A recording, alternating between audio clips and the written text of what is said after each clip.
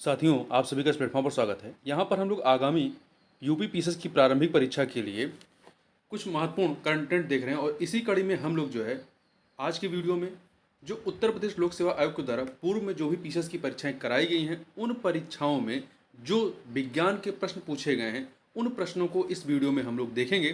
तो इस वीडियो में हम लोग 2022 से लेकर के 2012 तक के प्रारंभिक परीक्षाएं जो हुई हैं यूपी पीसीएस की, उनके विज्ञान के प्रश्नों को और इसके अतिरिक्त 2017 से लेकर के 2012 तक जब पुराना पैटर्न था मेंस का, तो उसमें जो जीएस के पेपर में जो साइंस के प्रश्न पूछे गए हैं, उन प्रश्नों को इस वीडियो के तहत देखेंगे। क्योंकि आप जब पेपर उठा के देखेंगे, जो प्री का पेपर होता है, उसमें आपके 15 से 20 प्रश्न जो हैं वो साइंस के पूछे जाते हैं और काफ़ी सारे प्रश्न जो होते हैं वो रिपीटेड होते हैं। तो इसलिए यदि आप पुराने पेपर को रिवाइज कर लेते हैं तो वो आपके लिए काफ़ी महत्वपूर्ण साबित होगा आपकी प्रारंभिक परीक्षा में। तो इसी के तहत हम लोग साइंस के प्रश्नों को यहाँ पर देखेंगे। तो चलिए प्रारंभ करते हैं। पहला प्रश्न है कि चंद्रमा पर वायुमंडल नहीं होने का क्या कारण है। तो देखिए, इस पर गैस अणुओं का पलायन वेग उनके वर्ग माध्य मूल वेग से कम होना इसका सबसे बड़ा रीजन है। यहाँ पे ध्यान दीजिएगा कि चंद्रमा पर पलायन वेग का मान 2.4 किलोमीटर प्रति सेकंड होता तथा धरती पर पलायन वेग 11.2 किलोमीटर प्रति सेकंड होता है। चंद्रमा पर पलायन वेग से गैस के अणुओं का वेग ज्यादा होने के कारण वे वहां से पलायन कर जाते हैं और इसी कारण चंद्रमा पर वायुमंडल संभव नहीं है। अगला प्रश्न है कि लोहे की सुई पानी की सतह पर किस कारण से तैरती है। तो पृष्ठ तनाव के कारण तैरती है। अगला है, तो ये करंट के क्वेश्चन छोड़ देंगे, यहाँ पर हम आगे बढ़ते हैं। 58 नंबर क्वेश्चन है कि डायनमो क्या करता है। तो डायनमो जो है ये यांत्रिक ऊर्जा को विद्युत ऊर्जा में कन्वर्ट करता है। ध्यान रखिए, कई बार प्रश्न पूछा गया, डायनमो यांत्रिक ऊर्जा को जो है वो विद्युत ऊर्जा में कन्वर्ट करने का कार्य करता है। डायनमो विद्युत चुम्बकीय प्रेरण द्वारा यांत्रिक ऊर्जा को विद्युत ऊर्जा में परिवर्तित करने वाला उपकरण है। अगला है, यदि पृथ्वी का गुरुत्वाकर्षण बल अचानक लुप्त हो जाता है तो निम्न में से कौन सा परिणाम सही होगा। तो वस्तु का भार शून्य हो जाएगा परंतु द्रव्यमान वही रहेगा। A option. अधोलिखित में से कौन सा रंग इंद्रधनुष के मध्य में दिखाई देता है। तो देखिए, इन चारों में से जो हरा है वो मध्य में दिखाई पड़ता है। 7 रंग होते हैं, लाल, नारंगी, पीला, हरा, आसमानी, नीला और बैगनी। चौथे नंबर पे हरा आएगा। आगे देखते हैं, 2 सूचियां इन्हें सुमेलित करना है। एनीमोमीटर वायु वेग के लिए होता है। एनीमोमीटर वायु वेग के लिए। सिस्मोग्राफ जो है भूकंप को नापने के लिए। बैरोग्राफ जो होता है वायुमंडलीय दाब के लिए। और हाइग्रोमीटर जो होता है आर्द्रता के लिए। तो इस प्रकार से आपका 3, 1, 2, 4, तो यहाँ पर डी ऑप्शन। यहाँ फिर से देख लीजिए, एनीमोमीटर वायु वेग के लिए, सिस्मोग्राफ भूकंप के लिए, बैरोग्राफ वायुमंडलीय दाब के लिए और हाइग्रोमीटर आर्द्रता के लिए। एक कटा हुआ हीरा क्यों जगमगाता है। तो पूर्ण आंतरिक परावर्तन के कारण। निम्न में से विद्युत का सबसे अच्छा चालक कौन सा है। तो चांदी है। निम्नलिखित में से किसे चूहा विष के रूप में प्रयोग किया जाता है। तो जिंक फास्फाइड और पोटेशियम साइनाइड, इन दोनों का इस्तेमाल किया जाता है। ठीक है, पोटेशियम साइनाइड या जिंक फास्फाइड का। निम्नलिखित अम्लों में से किसको बेकिंग पाउडर के निर्माण में उपयोग करते हैं। तो टार्टरिक अम्ल का इस्तेमाल बेकिंग पाउडर में करते हैं। निम्नलिखित मिश्र धातु में से किसे अमलगम कहते हैं। तो पारा और जस्ते के मिश्रण को अमलगम कहते हैं। यहाँ ध्यान दीजिएगा कि जब पारा किसी धातु के साथ मिश्र धातु बनाता है तो उसे अमलगम कहते हैं।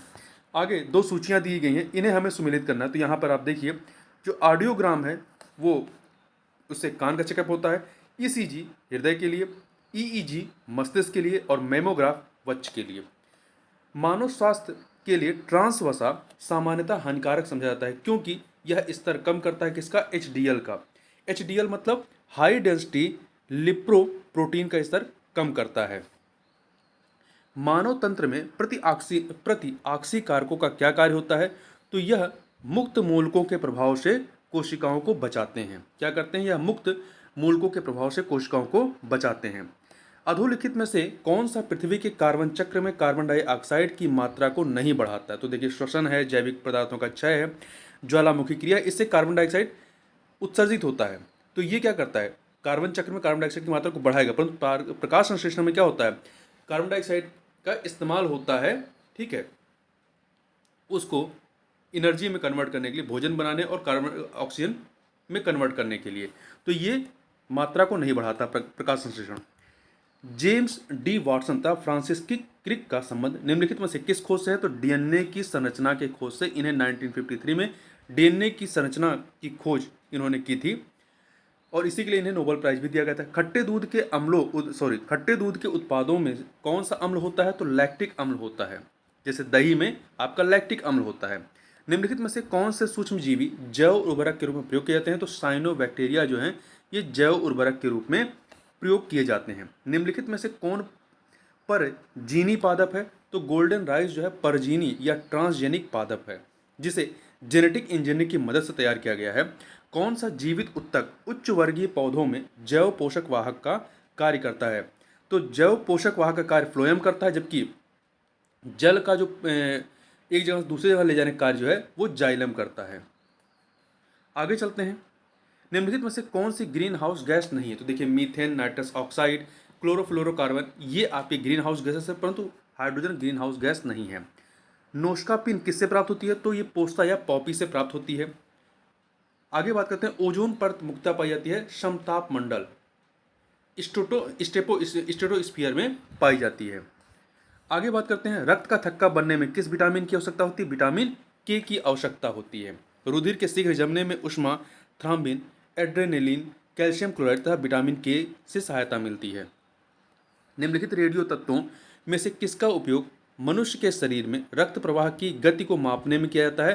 तो रेडियो सोडियम का इस्तेमाल मानव शरीर में रक्त प्रवाह की गति को मापने में किया जाता है। रक्त कैंसर, ल्यूकीमिया बीमारी की रोकथाम के लिए प्रयोग किया जाने वाला रेडियो समस्थानिक कौन सा? तो इसके लिए फास्फोरस 32 और कोबाल्ट 60 दोनों का इस्तेमाल करते हैं। आगे बढ़ते हैं। निम्नलिखित कार्बनिक पदार्थों में से कौन सा प्रकृति में सर्वाधिक प्रचुरता में पाया जाता है? तो सेलुलोज, ग्लूकोज, फ्रक्टोज, सुक्रोज में सेलुलोज जो है सर्वाधिक प्रचुरता में पाया जाता है। इसका शुद्धतम प्राकृतिक रूप कपास है। आगे चलते हैं। आगे के प्रश्नों को देखते हैं। एक सेकेंड, साइंस के यहाँ पे एक व्यक्ति एक संवेदनशील सेंसिटिव तराजू पर खड़ा है। यदि वह गहरी सांस लेता है तो तराजू की रीडिंग क्या होगी? यहाँ पर उत्तर बताया गया घटेगी, परंतु मेरे हिसाब से इसके रीडिंग पर कोई प्रभाव नहीं पड़ेगा। यदि आपको इसका उत्तर पता है तो आप कमेंट बॉक्स में बता सकते हैं। आगे चलते हैं। एक मकान में दो बल्बों में से एक दूसरे से अधिक रोशनी देता है। एक मकान में दो बल्बों में से एक दूसरे से अधिक रोशनी देता है, मतलब अधिक चमकदार है। इन दोनों में से किस बल्ब में उच्चतर अवरोधक है? तो मंद रोशनी वाले बल्ब में उच्चतर अवरोधक है, इसीलिए उसकी लाइट डिम है। देखिए, अधिक प्रतिरोध वाला बल्ब कम विद्युत ऊर्जा का क्षय करेगा तथा कम प्रकाश उत्पन्न करेगा। आगे चलते हैं। जेट हवाई यान नीचे के स्टेटोस्फीयर में बड़ी सरलता, जो समताप मंडल होता है, बड़ी सरलता और आसानी से उड़ता है। इसकी क्या निर्दिष्ट व्याख्या हो सकती है? तो देखिए, पहला, नीचे के स्ट्रेटोस्फीयर में बादल और पानी की वाष्प नहीं होती, जो समताप मंडल होता है। सही है। नीचे के स्ट्रेटोस्फीयर में लंब रूपी वर्टिकल हवाएं नहीं होती। ये दोनों ही इसके रीजन है, तो सी ऑप्शन। आगे बात करते हैं। ट्रैफिक सिग्नल में लाल प्रकाश प्रयुक्त होता है क्योंकि इसकी तरंगों की दैर्ध्य लंबाई सर्वाधिक होती है। लाल रंग की तरंग दैर्ध्य सबसे अधिक होती है, बैगनी रंग की सबसे कम होती है। आगे चलते हैं। किसी टीवी सेट को चलाने के लिए रिमोट नियंत्रण इकाई द्वारा निम्नलिखित में से किसका प्रयोग किया जाता है? तो रेडियो तरंगों का प्रयोग किया जाता है। देखिए, टीवी सेट को चलाने के रिमोट नियंत्रण इकाइयों में अधिकतर अवरक्त विकिरण का प्रयोग करते हैं, किंतु कुछ में रेडियो तरंगों का भी प्रयोग करते हैं।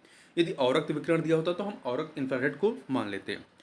हीरे की बिक्री में भार की इकाई कैरेट होती है। एक कैरेट किसके बराबर होता है? 200 मिलीग्राम के बराबर होता है। पृथ्वी अपने कक्ष में लगभग 4400 किलोमीटर प्रति घंटा की गति से घूमती है। इस तेज गति को हम अनुभव क्यों नहीं करते हैं? क्योंकि अपने कक्ष में पृथ्वी की गति की अपेक्षा में हमारी गति क्या होती है? शून्य होती है। निम्न कथन पर तथा उससे निकाले गए निष्कर्ष पर विचार कीजिए तथा बताइए कौन सा निष्कर्ष सही है। कथन है कि भरी हुई गाड़ी को चलाने में उसे चलायमान रखने के लिए आवश्यक ताकत से अपेक्षाकृत अधिक ताकत से धक्का देना पड़ता है। फिर से पढ़िए। भरी हुई गाड़ी को चलाने में उसे चलायमान रखने के लिए आवश्यक ताकत से अपेक्षाकृत अधिक ताकत से धक्का देना पड़ता है। मतलब जब आपको गाड़ी पहले स्टार्ट करनी पड़ेगी तो उसमें आपको ज़्यादा ताकत लगानी पड़ेगी।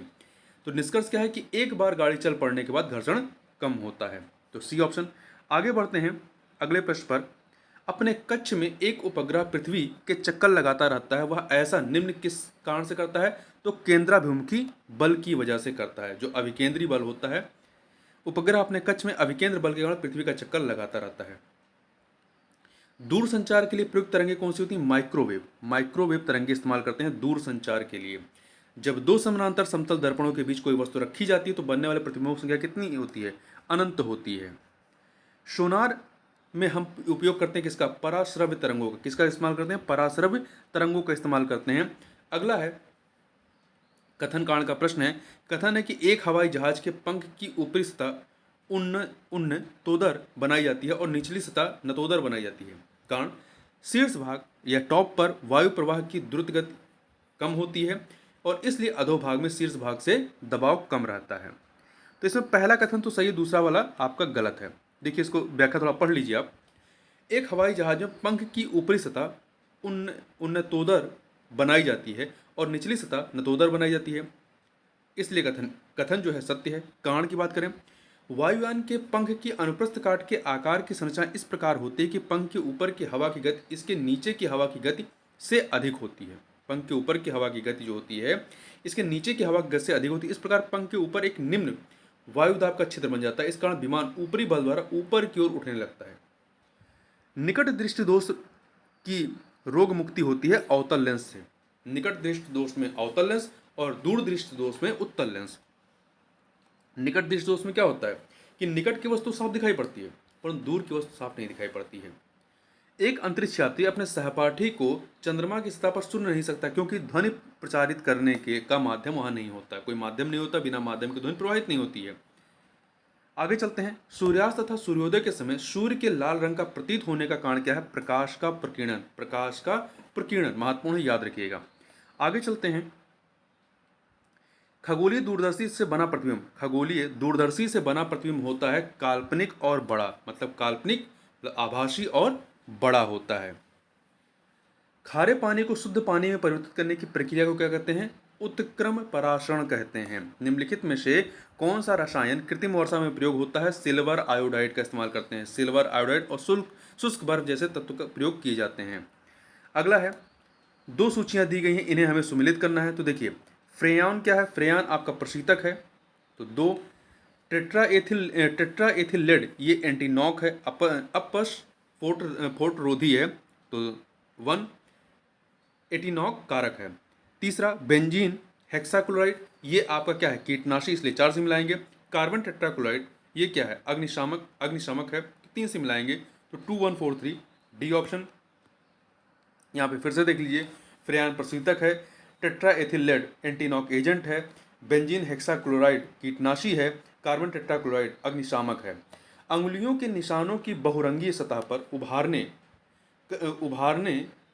करने हेतु निम्न में से क्या प्रयुक्त होता है? तो फ्लोरोसेंट पाउडर का इस्तेमाल करते हैं। क्या करते हैं? फ्लोरोसेंट पाउडर का इस्तेमाल करते हैं। लिक्विड पेट्रोलियम गैस जो एलपीजी है, इसके मुख्य अवयव क्या है? ईथेन, प्रोपेन और butane. Liquid petroleum gas LPG का जो मुख्य अवयव है वो ईथेन, प्रोपेन और ब्यूटेन है। Ethane, propane, butane. आगे चलते हैं क्वेश्चन नंबर अगले पे। डीपीटी का टीका निम्नलिखित में किससे सुरक्षा प्रदान करता है? तो डिप्थीरिया, कुकर खांसी और टिटनस से। National bureau of plant genetic resources स्थित है नई दिल्ली में। इसकी स्थापना 1977 में हुई थी, 1977 में। आगे बात करते हैं। शरीर के जोड़ों में गठिया रोग अर्थराइटिस निम्नलिखित में से किसके जमाव से होता है? यूरिक अम्ल के जमाव से होता है। लंबे समय तक उपवास रखने का सर्वाधिक प्रभाव शरीर के किस अंग पर पड़ता है? तो गुर्दे पर, जो किडनी होती है उस पर पड़ता है। वनस्पति तेल से वनस्पति घी बनाने में कौन सी गैस प्रयुक्त होती है? तो हाइड्रोजन गैस प्रयुक्त होती है। आगे चलते हैं। निम्नलिखित में से किसके मापन में फोनोमीटर का उपयोग किया जाता है? तो किसके मापन में? देखिए फोनोमीटर का प्रयोग ध्वनि की तीव्रता एवं स्पंदन आवृत्ति के मापन में होता है। ध्यान रखिए, फोनोमीटर का प्रयोग ध्वनि की तीव्रता एवं स्पंदन आवृत्ति के मापन में होता है। आगे चलते हैं। अगला प्रश्न जो है, निम्नलिखित युक्तियों में से किसको मोटर गाड़ियों के इंजन को ठंडा करने के लिए प्रयोग किया जाता है? प्रयोग में लाया जाता है तो रेडिएटर का इस्तेमाल करते हैं। किसका? रेडिएटर का। मशीन गन का आविष्कार किया गया था जेम्स पकल के द्वारा और जेएल बियर्ड ने टेलीविजन और कार्ल वेंज ने पेट्रोल चलित कार का आविष्कार किया था। ऊष्मीय आयनन सिद्धांत एक महत्वपूर्ण देन है एम एन शाह की। किसकी है? एम एन शाह की एक महत्वपूर्ण देन है। आगे बात करते हैं। यहाँ ध्यान रखिए सीवी रमन प्रकाश के प्रकीर्णन समेत रमन प्रभाव, क्रिस्टल की संरचना पर अध्ययन एवं खोज के लिए, तथा जे सी बोस बेतार संदेश, पौधों में चेतना की खोज, क्रिस्पोग्राफ के आविष्कार के लिए जाने जाते हैं। निम्नलिखित सिद्धांत पर रॉकेट कार्य करता है तो संवेग संरक्षण के सिद्धांत पर कार्य करता है। साबुन के बुलबुले के अंदर का दाब वायुमंडलीय दाब से अधिक होता है। निम्नलिखित में से कौन ऊष्मा का सर्वाधिक उत्तम चालक है? तो पारा जो है ऊष्मा का सर्वाधिक उत्तम चालक है। जल, पारा, बेंजीन चमड़े में से। मरीचिका का बनना उदाहरण है कुल आंतरिक परावर्तन का। निम्नलिखित युक्तियों में से किसके द्वारा भूकंप की तीव्रता का मापन किया जाता है? सिस्मोग्राफ के द्वारा किया जाता है। सिस्मोग्राफ के द्वारा प्रकाश का रंग निर्धारित होता है किससे? तो तरंग दैर्ध्य से, जो वेवलेंथ होती है उससे निर्धारित होता है। लाल रंग का तरंग दैर्ध्य सबसे अधिक होता है, बैगनी का सबसे कम होता है। निम्नलिखित में से किसका नाभिकीय ईंधन के रूप में प्रयोग नहीं किया जाता है? तो यूरेनियम, थोरियम, प्लूटोनियम का करते हैं, परंतु कैल्शियम का इस्तेमाल नहीं करते हैं। निम्नलिखित में से कौन सा बहुलक बुलेट प्रूफ वस्त्र बनाने में इस्तेमाल किया जाता है? तो पॉलीएमाइड का इस्तेमाल करते हैं। ठीक है, पॉलीएमाइड का, इसका ब्रांड नाम केवलर है। प्रकृति में सर्वाधिक प्रचुरता में पाया जाने वाला कार्बनिक यौगिक कौन सा है? सेलुलोज। ठीक है, क्या है? सेलुलोज। यह एक पॉलीसेक्राइड है। सेलुलोज जो है एक पॉलीसेक्राइड है। स्वर्णकारों द्वारा प्रयोग में आने वाला एक्वा रेजिया निम्नलिखित को मिलाकर बनाया जाता है नाइट्रिक अम्ल और हाइड्रोक्लोरिक अम्ल। नाइट्रिक अम्ल और हाइड्रोक्लोरिक अम्ल को मिलाकर के। आगे चलते हैं। ये देखिए नाइट्रिक अम्ल HNO3 और हाइड्रोक्लोरिक अम्ल HCl का मिश्रण होता है। कार्बन की मात्रा अधिकतम होती है ढलवा लोहे में। ढलवा लोहे या पिग आयरन में कार्बन की मात्रा लगभग 3.5 से लेकर 4.5% तक, जबकि पिटवा लोहे में ये 0.04 से 0.08%, स्टील में 1.5, मिश्र धातु में 0.1 से 0.1% तक होती है। तो सबसे कम किस में होती है? पिटवा लोहे में। निम्नलिखित में से कौन सी धातु सामान्य तापमान पर द्रव अवस्था में होती है? पारा जो है आपकी सामान्य ताप पर द्रव अवस्था में होती है। निम्नलिखित में से कौन सा सूखा बर्फ कहलाता है? ठोस कार्बन डाइऑक्साइड को। यह गर्म करने पर सीधे गैस में परिवर्तित हो जाती है। इसका उपयोग आइसक्रीम के निर्माण में तथा प्रभावकारी शीतलक के रूप में होता है। गोताखोरों के सांस लेने संबंधी क्रिया में उपयोग की जाने वाली गैस कौन सी? ऑक्सीजन तथा हीलियम का। हालांकि विभिन्न परिस्थितियों में गोताखोरों द्वारा ऑक्सीजन तथा नाइट्रोजन का इस्तेमाल भी होता है। नाइट्रोजन तथा हीलियम का भी उपयोग किया जाता है। आगे चलते हैं।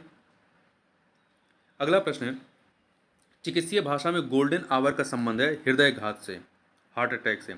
निम्नलिखित में से किसकी क्रियाविधि रिकॉर्ड करने हेतु ईईजी का इस्तेमाल होता है? मस्तिष्क का क्रियाविधि के लिए ईईजी का इस्तेमाल करते हैं। बीटा ब्लॉकर एक औषधि है बचाने हेतु हृदयाघात से, हार्ट अटैक से। ठीक है, तो ये जो है हृदयाघात और उच्च रक्तचाप, हाइपरटेंशन से बचाने के लिए दिया जाता है। ओरल शव म्यूकस फाइब्रोसिस बीमारी का कारण क्या है? तो तंबाकू युक्त गुटखा खाना। अगला है आपका संरक्षा संस्था क्या है? यह जो है एड्स शोध एवं नियंत्रण परियोजना है। कहाँ की? बेंगलुरु की। बीएमडी परीक्षण किया जाता है अस्थिरंध्रता हेतु। अस्थिरंध्रता मतलब ऑस्टियोपोरोसिस रोग के लिए। BMD bone mineral density. तो इस रोग में क्या होता है? हड्डियों की जो बीएमडी होती है वो कम हो जाती है। सेब का हृदय रोगियों के लिए विशेष महत्व है क्योंकि ये बड़े स्रोत होते हैं किसके? केवल पोटेशियम के। ध्यान रखिएगा, इन चारों में पोटेशियम का। इसके सेवन से कुल कोलेस्ट्रॉल घटता है। सेब में पाया जाने वाला एंटीऑक्सीडेंट रक्त वाहिकाओं में पाए जाने वाले वसा से सुरक्षा प्रदान करता है। सेब में पर्याप्त खनिज तत्व पाए जाते हैं जिसमें पोटेशियम महत्वपूर्ण है, जो हृदय की धड़कन को नियंत्रित करता है और उच्च रक्तचाप को सामान्य बनाए रखता है। इबोला क्या है? एक प्राणघातक विषाणु है जो कि पश्चिमी अफ्रीकी देशों में महामारी का रूप ले चुका था एक समय 2014 करीब में। आगे चलते हैं। मानव शरीर के भीतरी भाग में रोग की पहचान की जाती है एंडोस्कोप के द्वारा। कार्डियोग्राफ जो है ये हृदय की गति को अभियंत्रित करने वाला उपकरण है। जायरोस्कोप एक ऐसा यंत्र है जिससे किसी वस्तु की कोणीय से झुकाव को मापा जाता है, और केस्टोग्राफ द्वारा पौधे की वृद्धि को मापा जाता है। कॉपर टी का सर्वमान्य दुष्प्रभाव क्या है? इससे रक्तस्राव ज़्यादा होता है। पहली बार रक्तस्राव एक सामान्य समस्या है। मानव शरीर में सर्वाधिक प्रचुरता से पाया जाने वाला तत्व कौन सा है? ऑक्सीजन। मानव शरीर में प्रधान रूप से 6 तत्व पाए जाते हैं, जिसमें ऑक्सीजन है, carbon, hydrogen, nitrogen, calcium, phosphorus. तो देखिए ऑक्सीजन, कार्बन, हाइड्रोजन, फिर उसके बाद नाइट्रोजन, कैल्शियम, फास्फोरस, ये नाम याद रखिएगा। मानव शरीर के भार के अनुसार 65% ऑक्सीजन होता है, 18% कार्बन होता है, 10% हाइड्रोजन, 3% नाइट्रोजन, 1.4% कैल्शियम और 1.1% फास्फोरस होता है। आगे चलते हैं। जीर्ण या वृद्ध होने की प्रक्रिया के अध्ययन क्या कहते हैं? जेरेंटोलॉजी कहते हैं, इसको जेरेंटोलॉजी कहते हैं। और ऑन्कोलॉजी चिकित्सा विज्ञान की वह शाखा जिसके अंतर्गत कैंसर से संबंधित ट्यूमर का अध्ययन किया जाता है। आपका टेरेटोलॉजी ये शारीरिक विकास में आने वाली असमानताओं का अध्ययन है। ऑर्निथोलॉजी जो है ये जंतु विज्ञान की वह शाखा जिसके तहत पक्षियों का अध्ययन किया जाता है। आगे चलते हैं, आगे साइंस के क्वेश्चन को देखेंगे। निम्नलिखित में से किस परिघटना का उपयोग ऑप्टिकल फाइबर में किया जाता है? तो पूर्ण आंतरिक परावर्तन का। एक कटा हुआ हीरा जगमगाहट के साथ चमकता है पूर्ण आंतरिक परावर्तन के कारण। अगला है आपका, सूर्य के प्रकाश में रंगों की संख्या होती है कितनी? 7 होती है। जल का अधिकतम घनत्व होता है 277 केल्विन। 277, देखिए 4 डिग्री सेंटीग्रेड पे जल का आयतन न्यूनतम तथा घनत्व जो होता है वो अधिकतम होता है। तो 273 केल्विन में लेंगे, 273 में आप 4 जोड़ दीजिए तो 277 केल्विन आ जाएगा। आगे बात करते हैं कितना तापमान होने पर पाठ्यांक सेल्सियस और फ़ारेनहाइट तापमापियों में एक ही होंगे? तो -40। आगे बात करते हैं, अगला है हाइड्रोजन बम विकसित किया गया एडवर्ड टेलर के द्वारा, इसीलिए एडवर्ड टेलर को फादर ऑफ हाइड्रोजन बम कहा जाता है। ये अमेरिकी वैज्ञानिक थे। नाभिकीय संयंत्रों में ग्रेफाइट का उपयोग किया जाता है विमंदक के रूप में। आगे बात करते हैं, भारत में भारी जल बनाया जाता है ट्रॉम्बे में, मुंबई के ट्रॉम्बे में। निम्नलिखित में से किसके लिए जीपीएस प्रयुक्त होता है? तो ग्लोबल पोजिशनिंग सिस्टम के लिए, ये अमेरिका का है। निम्नलिखित में से कौन विद्युत का सर्वोत्तम चालक है? चांदी है। और किसी अर्धचालक का प्रतिरोध गर्म करने पे क्या होता है? घटता है। निम्नलिखित में से कौन सा पदार्थ सर्वाधिक मजबूत होता है? तो ग्राफीन जो है ये सर्वाधिक मजबूत है। और आगे देखते हैं, निम्नलिखित में से किस पदार्थ का उपयोग बर्तनों को चमकीला बनाने में किया जाता है? तो जिंक ऑक्साइड का इस्तेमाल किया जाता है, ठीक है। और अन्य ऑक्साइड में सिलिकॉन ऑक्साइड है, सिलिकॉन डाइऑक्साइड है, एल्युमिनियम ऑक्साइड है, बेरियम ऑक्साइड, सोडियम ऑक्साइड इत्यादि। तो जिंक ऑक्साइड याद रखिएगा। फोटोग्राफी की प्लेट पर निम्नलिखित में से किसकी पर चढ़ाई जाती है? सिल्वर ब्रोमाइड की पर चढ़ाई जाती है।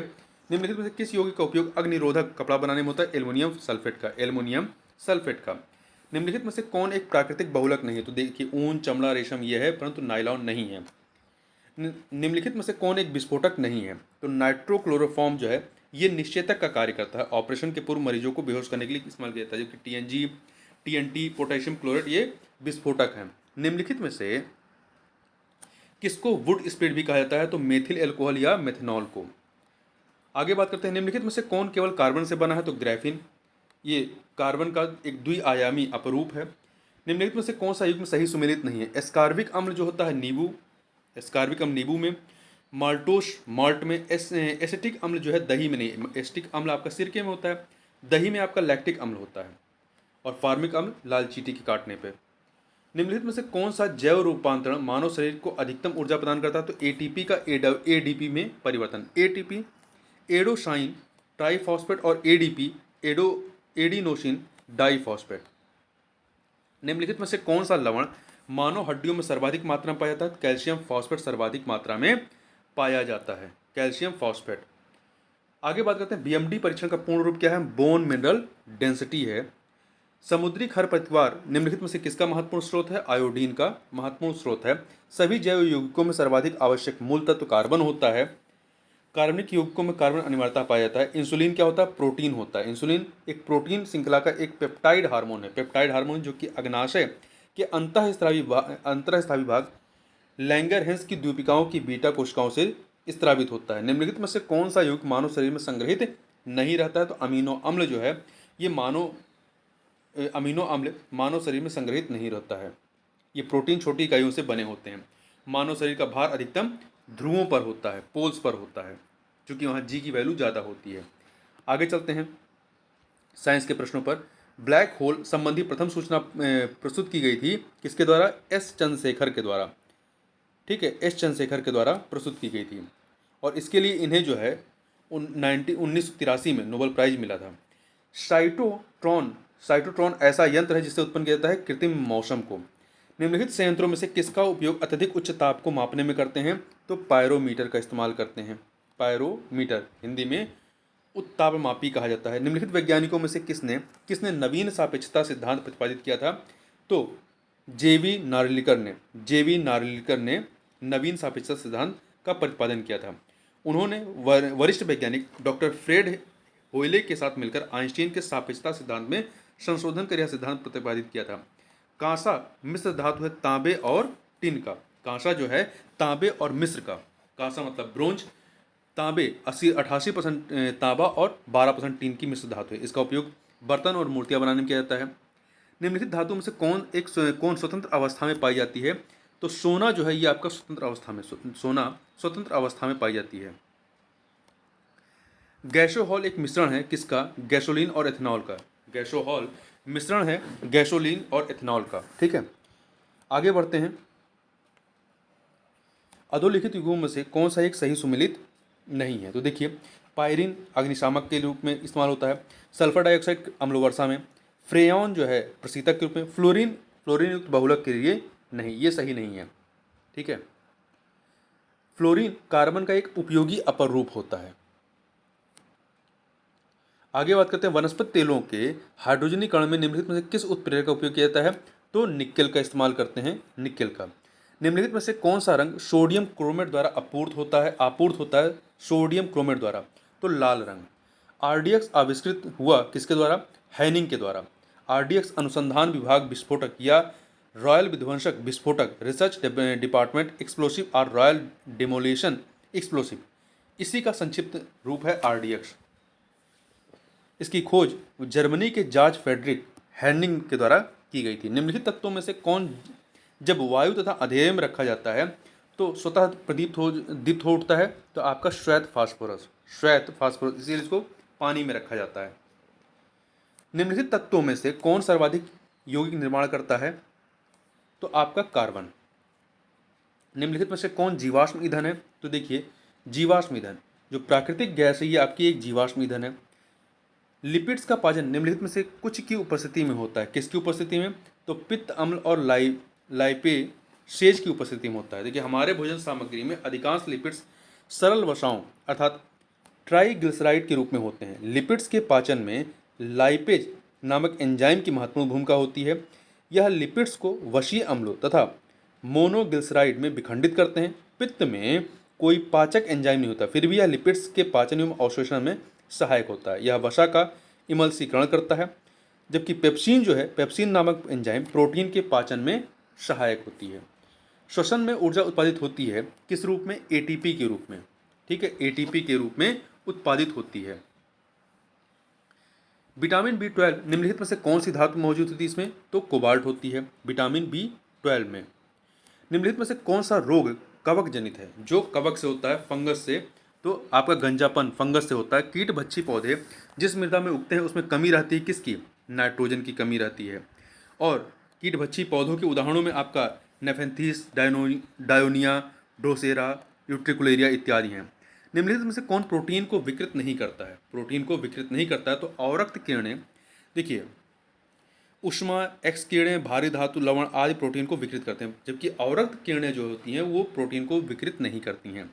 डीएनए में मौजूद शर्करा होती है किस प्रकार की? डीऑक्सीराइबोज होती है। डीएनए में मौजूद शर्करा डीऑक्सीराइबोज होती है। आगे बात करते हैं अफीम का मुख्य अवयव क्या है? तो मार्फिन जो है ये अफीम का मुख्य अवयव है। आगे चलते हैं अगले प्रश्न पर। गुरुत्वीय तरंगों को पहली बार देखा गया सितंबर 2015 में। दिसंबर लीगो डिटेक्टरों द्वारा पृथ्वी पर गुरुत्वीय तरंगों को सर्वप्रथम 14 सितंबर 2015 को रिकॉर्ड किया गया। ध्वनि का एक महत्वपूर्ण अभिलक्षण तारत्व या पिच है जो निर्भर करता है किस पे? आवृत्ति पर। ध्वनि का वह लक्षण जिस कारण हम ध्वनि को मोटी या पतली कहते हैं तारत्व कहलाता है। ध्वनि का यह तारत्व उसकी आवृत्ति पर निर्भर करता है। ध्वनि की मूलभूत इकाई कहलाती है क्या? ध्वनिग्राम। ध्वनि की मूलभूत इकाई ध्वनिग्राम कहलाती है। आगे बात करते हैं मोतियाबिंदु द्वारा मानव नेत्र का निम्नलिखित में से कौन सा भाग प्रभावित होता है? तो इससे देखिए इनमें से कोई नहीं, ना ही परितारिका, स्वच्छमंडल, ना ही दृष्टिपटल। देखिए, आँख की पुतली के पीछे एक लेंस होता है जो केंद्र पर मोटा होता है।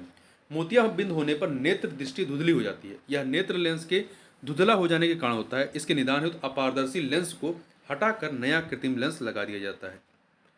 हमें घास का रंग हरा दिखाई पड़ता है, हरी घास का, क्योंकि क्योंकि यह हरे रंग के प्रकाश को हमारी आंखों पर परिवर्तित करती है और सारे रंगों को मतलब अवशोषित कर लेती है और बाकी हरे रंग को परावर्तित करती है। जिस कलर को परावर्तित करती है वही हमें कलर दिखाई पड़ेगा।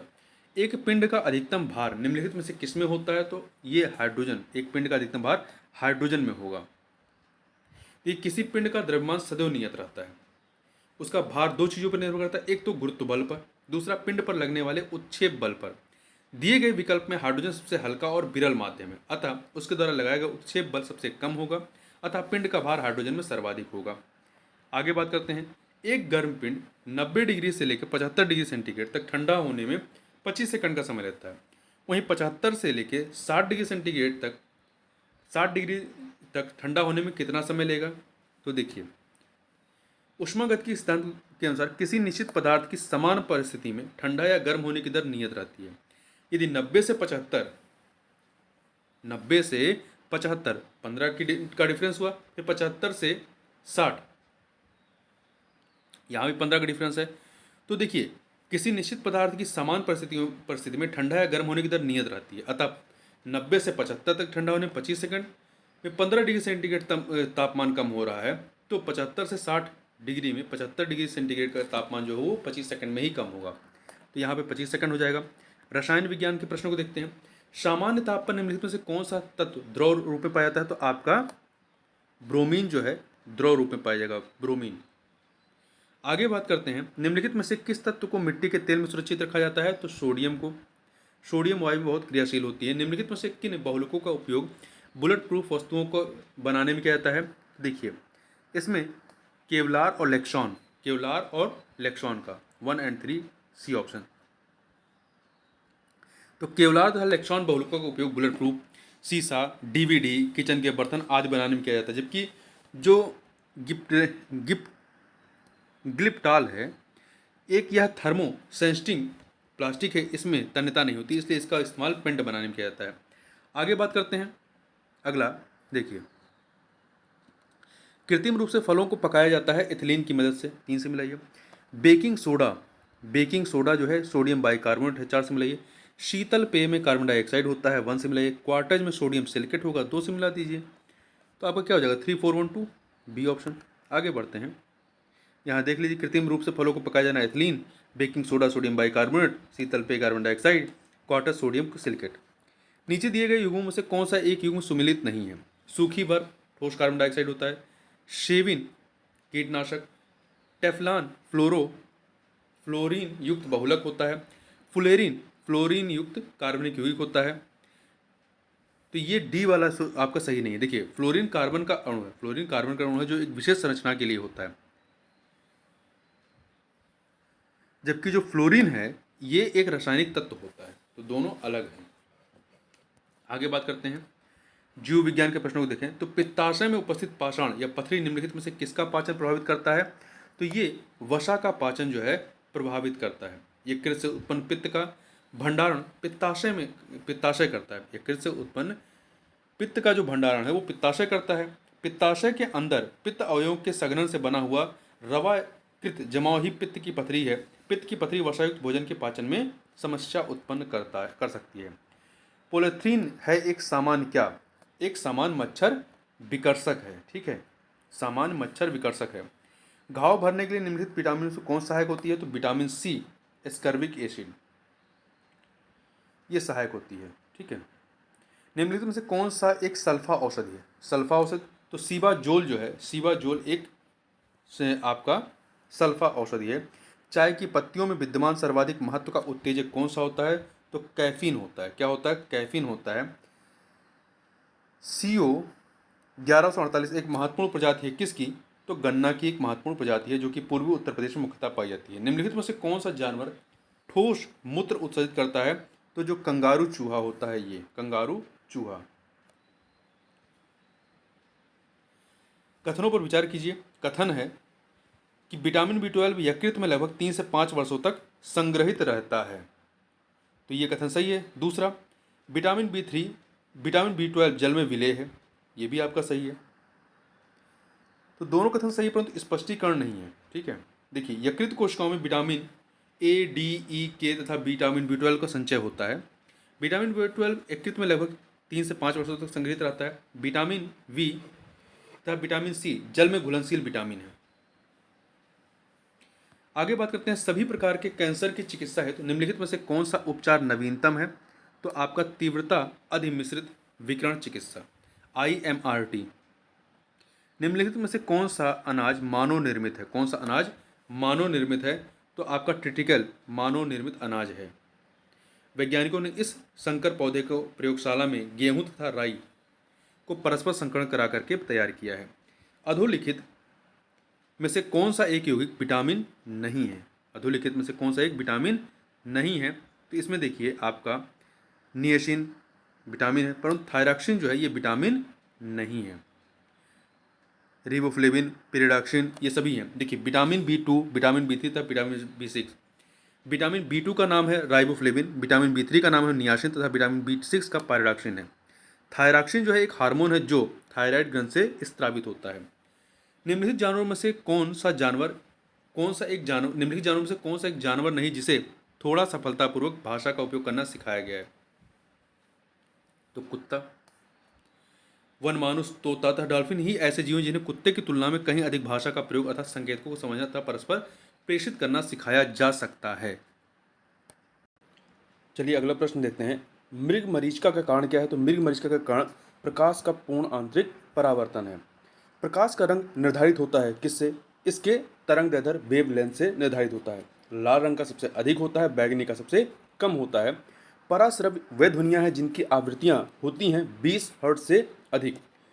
ठीक है, 20 हर्ट्ज से अधिक जो ध्वनियाँ होती हैं वो पराश्रव्य ध्वनियाँ होती हैं, और जो 20 हर्ट्ज से लेकर 20,000 हर्ट्ज तक के बीच की होती हैं ये श्रव्य ध्वनियाँ होती हैं जिसको हम मनुष्य लोग सुन सकते हैं। मिट्टी के घड़े में निम्न से किस क्रिया के कारण जो है जल ठंडा रहता है? तो वाष्पीकरण की वजह से जल ठंडा रहता है। लेजर एक युक्ति है जिसके द्वारा उत्पन्न किया जाता है क्या? इसके द्वारा उद्दीप्त विकिरण उत्पन्न किया जाता है। लेजर का फुल फॉर्म है light amplification by stimulated emission of radiation.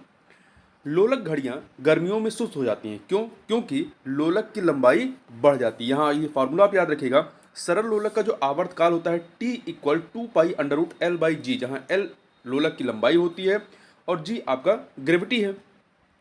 तो यहाँ पर यदि लोलक की लंबाई क्या होगी? यदि लंबाई आपकी बढ़ेगी, लोलक की लंबाई यहाँ पे L ज़्यादा होगा तो T की वैल्यू क्या हो जाएगी? ज़्यादा हो जाएगी, मतलब आवर्तकाल बढ़ जाएगा। ठीक है, तो मतलब आवर्तकाल बढ़ने का मतलब क्या है कि घड़ी सुस्त हो जाएगी। और ठंडियों में L की लंबाई क्या हो जाती है? कम हो जाती है, तो T की वैल्यू कम हो जाएगी, मतलब आवर्तकाल तेज हो जाएगा। मतलब आवर्तकाल कम होगा तो घड़ी की जो चलने की दर है वो तेज हो जाएगी लोलक की। आगे चलते हैं। होमी भाभा पुरस्कार किस क्षेत्र में विशेष योगदान के लिए दिया जाता है? तो यह नाभिकीय ऊर्जा के क्षेत्र में योगदान के लिए। यहाँ ध्यान रखिएगा कि होमी जहांगीर भाभा को भारत के परमाणु ऊर्जा कार्यक्रम का जनक माना जाता है। जब बर्फ पिघलती है तो क्या होता है? आयतन जो है घटता है। जब बर्फ पिघलेगी तो उसका आयतन घटता है। देखिए, ढला हुआ लोहा, बर्फ, एंटीमोनी, बिस्मित, पीतल आदि गलने पर आयतन में सिकुड़ते हैं। इस प्रकार के ठोस अपने ही गले द्रव में प्लवन करते रहते हैं। आगे बात करते हैं। अगला है आपका डेंगू बुखार में मानव शरीर में निम्नलिखित में से किसकी कमी हो जाती है? तो प्लेटलेट्स की कमी हो जाती है। डीएनए के द्विहेलिक्स प्रारूप को पहली बार किसने प्रस्तावित किया था? तो वाटसन तथा क्रिक ने किया था 1953 में। पर्णहरित या क्लोरोफिल में निम्नलिखित में से कौन सा तत्व पाया जाता है? तो इसमें ध्यान रखिएगा मैग्नीशियम पाया जाता है। क्या पाया जाता है? मैग्नीशियम पाया जाता है। फंक ने निम्नलिखित में से किसका आविष्कार किया था? तो इन्होंने जो है विटामिन का आविष्कार 1911-12 में किया था। पोलिश वैज्ञानिक रहे हैं ये। आगे बात करते हैं। दूध का धवल रंग जो सफेद रंग होता है निम्नलिखित में से किसकी उपस्थिति के कारण होता है? तो कैसीन की उपस्थिति के कारण होता है। दो सूचियां हैं, इन्हें हमें सुमेलित करना है। तो देखिए, प्लेग जो है आपका, प्लेग जीवाणु की वजह से होता है तो 4 से मिलाइए। एड्स जो है वायरस की वजह से होता है तो विषाणु अर्थात 3 से मिला दीजिए।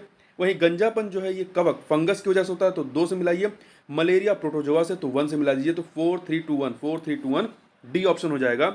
आगे बात करते हैं एमआरआई निम्न में से क्या है। तो एमआरआई जो है ये मैग्नेटिक रेजोनेंस इमेजिंग है, मैग्नेटिक रेजोनेंस इमेजिंग। वर्ष 2011 को पशुओं में होने वाली किस बीमारी के लिए चिन्हित किया गया है। तो इसको जो है रिंडर पेस्ट के लिए चिन्हित किया गया है। आगे बढ़ते हैं, निम्नलिखित में से कौन सा सही सुमेलित है।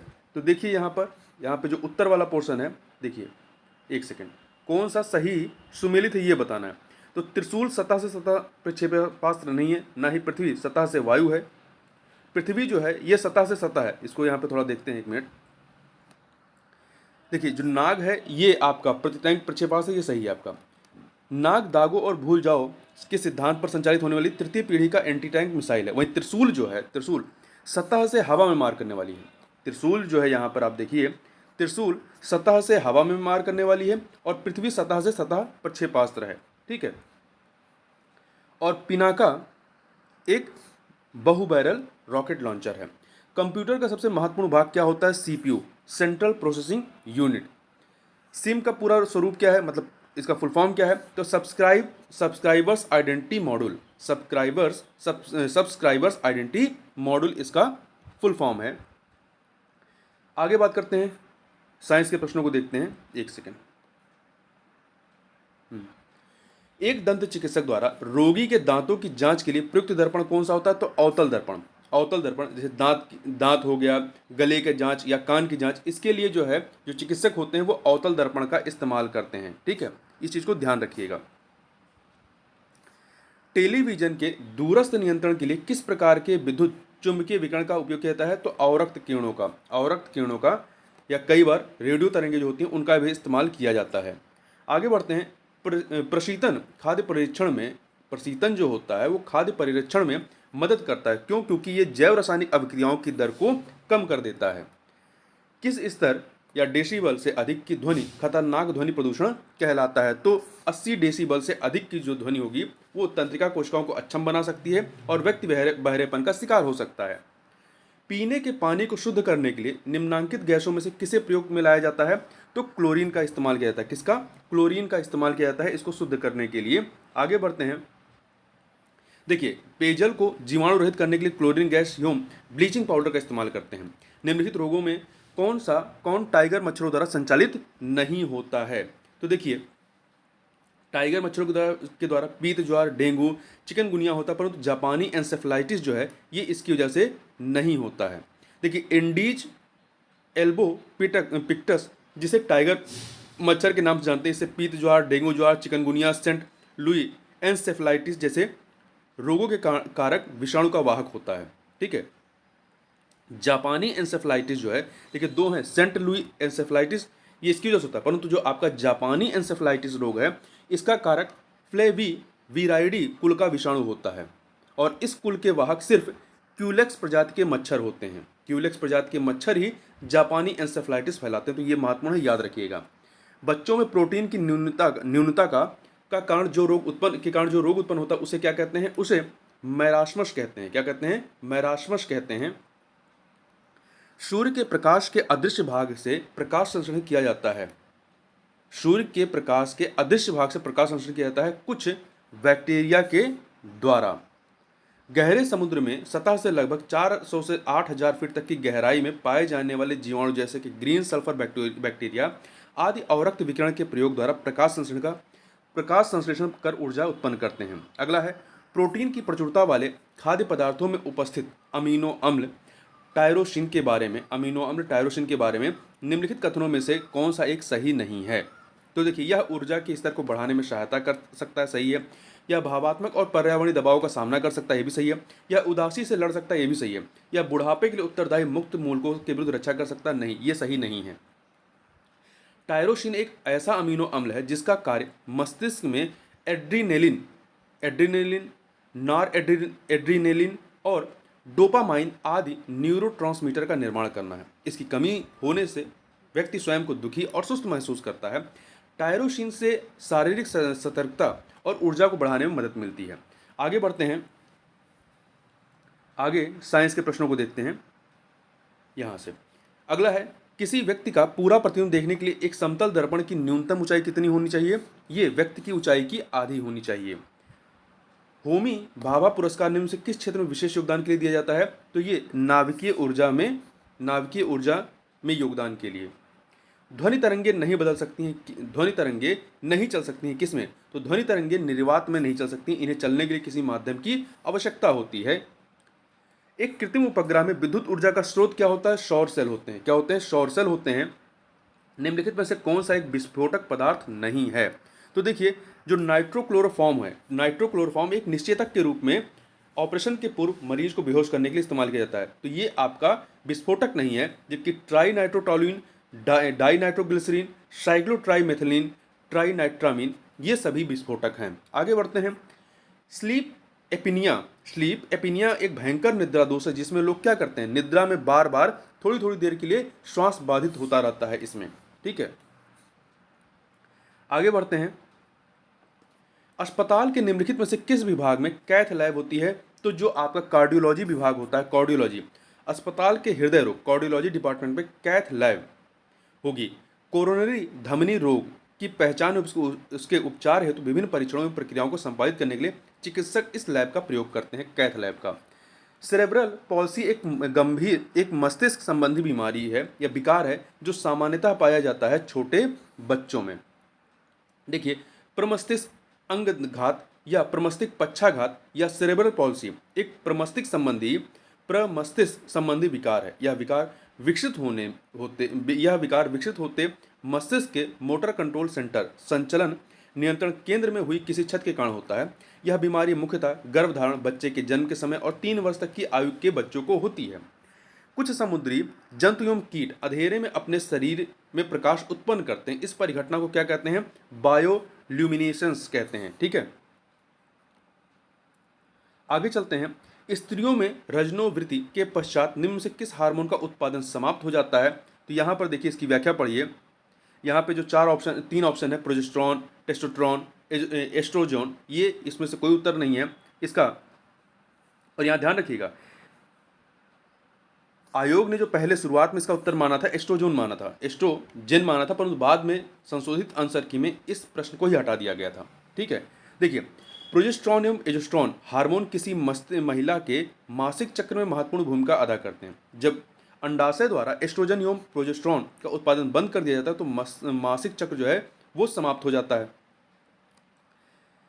एस्ट्रोजन एवं प्रोजेस्टेरॉन का उत्पादन बंद करने के बाद भी अंडाशय द्वारा अल्प मात्रा में पुरुष हार्मोन टेस्टोस्टेरोन का उत्पादन जारी रहता है, जो शरीर की वसा में एस्ट्रोजन में परिवर्तित होता रहता है हो जाता है। इसके अतिरिक्त महिलाओं में अधिवीर ग्रंथि भी एंड्रोस्टेनेडियोन पुरुष हार्मोन का स्त्राव जारी रखती है, जो शरीर की वसा में एस्ट्रोजन में परिवर्तित हो जाता है। हालांकि रजनोवृत्ति के बाद उत्पादित कुल एस्ट्रोजन की मात्रा महिलाओं के प्रजनन काल के दौरान उत्पन्न एस्ट्रोजन की मात्रा से काफी कम होती है। ठीक है, तो ये इसकी पूरी व्याख्या है। तो यहाँ पर प्रोजेस्टेरॉन और एस्ट्रोजन दोनों जो है बंद होती है और दूसरे वजहों से एस्ट्रोजन बनता रहता है। आगे चलते हैं। कोरोनरी धमनी बाईपास सर्जरी में जो रक्तवाहिका ग्राफ्ट हेतु प्रयोग की मिलाई जाती वह होती है कहाँ की? तो ये ना पाँव से ली गई सिरा होती है, ना अगर हस्त से ली गई धमनी होती है, ना सीने या छाती वछासन से ली गई धमनी, इनमें से कोई भी ली जा सकती है। देखिए, एक सेकंड व्याख्या पढ़ लेते हैं। जब कोई हृदय धमनी अवरुद्ध हो जाती है तो शल्य क्रिया द्वारा शरीर के किसी अन्य भाग से नस निकालकर उसे हृदय की धमनी में अवरुद्ध हुए स्थान के समानांतर जोड़कर हृदय में निर्बाध रक्त प्रवाह हेतु वैकल्पिक रक्तपात बाईपास बना दिया, यही होती बाईपास सर्जरी। इसी शल्य क्रिया तकनीक को बाईपास सर्जरी कहते हैं। प्रायः छाती के अंदर से मेमोरी धमनी या हाथ से रेडिनल धमनी या पैर से शेफनस वेन निकालकर हृदय की धमनी में जोड़ी जाती है। तो मतलब ये कहीं से भी ले सकते हैं, पाँव से, हाथ से, सीने या छाती के वक्ष स्थान से ली जा सकती है। ठीक है, बायोलॉजिकल रिफ्रेशिंग एक आधुनिक शल्य तकनीक है जिसके द्वारा उपचार करते हैं किसका? तो देखिए, यहाँ पे इसकी व्याख्या पढ़ लेते हैं हम लोग, एक सेकेंड। बायोलॉजिकल रीसर्फेसिंग एक अत्याधुनिक शल्य चिकित्सा है जिसके उपचार द्वारा घुटने के जोड़ों का, एड़ी के जोड़ों का, नितंब के जोड़ों का, कशेरुकी जोड़ों का। तो देखिए व्याख्या क्या है कि हड्डियों के जोड़ में उनके सिरों पर चिकने एवं लचीले उत्तक की परत चढ़ी होती है, जिसे कार्टिलेज कहते हैं। यह दोनों हड्डियों के बीच एक गद्दी की तरह कार्य करती है, जिस पर हड्डियां आसानी से घूमती हैं। आयु वृद्धि या चोट आदि के कारणों से कार्टिलेज घिसने लगता है और हड्डियां आपस में रगड़ खाने लगती हैं, जिससे जोड़ों में दर्द और जकड़न रहने लगती है। इस रोग को संधिवात ऑस्ट्रोथ्रिस्ट कहते हैं। गंभीर रोगियों में संपूर्ण जोड़ प्रतिस्थापन ज्वाइंट टोटल ज्वाइंट रिप्लेसमेंट एक इसका एकमात्र इलाज है। हालांकि आजकल संपूर्ण जोड़ प्रतिस्थापन के विकल्प के तौर पर केवल जोड़ों की गठिया वाली सतह को ही बदलने की सुविधा भी चिकित्सा विज्ञान में उपलब्ध है, जिसे ज्वाइंट रीसर्फेसिंग या बायोलॉजिकल रीसर्फेसिंग के नाम से जाना जाता है। घुटनों, कंधों, नितंबों, एड़ी जैसे कशेरुकी प्राणियों के शरीर के जोड़ों का उपचार इस आधुनिक शल्य चिकित्सा द्वारा किया जाता है। इस प्रकार उत्तर के तौर पर दिए गए चारों विकल्पों में किसी एक का भी चयन किया जा सकता है इसमें। ठीक है, तो चारों का किया जा सकता है। आगे चलते हैं। दो सूचियां दी गई हैं, इन्हें हमें सुमेलित करना है। तो देखिए, आपका विटामिन B12 में कोबाल्ट होता है, विटामिन B12 में कोबाल्ट। हीमोग्लोबिन में आयरन होता है, तो 4 से मिला दीजिए। क्लोरोफिल में मैग्नीशियम होता है, पीतल में तांबा होता है, तो क्या हो जाएगा 2 4 1 3 ए ऑप्शन। यहाँ फिर से देख लीजिए, विटामिन B12 में कोबाल्ट होता है, हीमोग्लोबिन में लोहा होता है, क्लोरोफिल में मैग्नीशियम होता है, पीतल में तांबा होता है। आगे चलते हैं। अगला प्रश्न है, ब्लैक होल की जानकारी सर्वप्रथम दी थी किसने? तो एस चंद्रशेखर ने दी थी। इनका पूरा नाम था सुब्रमण्यम चंद्रशेखर, और इनके द्वारा जो सीमा दी गई उसे ही, मतलब ब्लैक होल के बारे में जो कॉन्सेप्ट दिया गया उसे चंद्रशेखर सीमा के नाम से जानते हैं। और इन्हें 1983 में 1983 में भौतिक के नोबेल पुरस्कार से सम्मानित किया गया था। अगला है, कार के पीछे आने वाले यातायात को देखने के लिए निम्नलिखित प्रकार के दर्पणों में से किसका उपयोग करते हैं? तो ध्यान रखिएगा, उत्तल दर्पण का इस्तेमाल करते हैं। काफ़ी कन्फ्यूजन होता है, इसलिए इसको याद रखिए, कई बार याद कर लीजिए। कार के पीछे आने वाले यातायात को देखने के लिए निम्नलिखित प्रकार के दर्पण, चूंकि हमें पीछे का बहुत बड़े एरिया को आपको कम में देखना होता है, तो वहाँ पर आप उत्तल दर्पण का इस्तेमाल करते हैं। जब भी बहुत बड़े एरिया को कम क्षेत्र में देखना हो तो उत्तल दर्पण का इस्तेमाल करते हैं। उत्तल दर्पण द्वारा प्रतिबिंब आभासी, सीधे एवं वस्तु से छोटे बनते हैं। इसके द्वारा काफ़ी बड़े क्षेत्र की वस्तुओं का प्रतिबिंब एक छोटे से क्षेत्र में बन जाता है। इस प्रकार उत्तल दर्पण का दृष्टि क्षेत्र अधिक होता है, इसलिए इसे मोटर वाहनों तथा बसों में चालक के बगल में पीछे के ट्रैफिक के दृश्यावलोकन के लिए लगाया जाता है। आइंस्टीन को नोबेल पुरस्कार दिया गया था, किसके लिए दिया गया था? तो महत्वपूर्ण है। तो आइंस्टीन को नोबेल पुरस्कार जो है प्रकाश वैद्युत प्रभाव के लिए 1921 का भौतिक विज्ञान का जो नोबेल है वो इन्हें इसी के लिए दिया गया था। प्रेशर कुकर में भोजन कम समय में तैयार हो जाता है, क्यों? क्योंकि जल का क्वथनांक क्या हो जाता है? बढ़ जाता है। देखिए, प्रेशर कुकर में वायुदाब सामान्य कमरे के वायुदाब से लगभग 2 गुना होता है, वायुदाब बढ़ता है।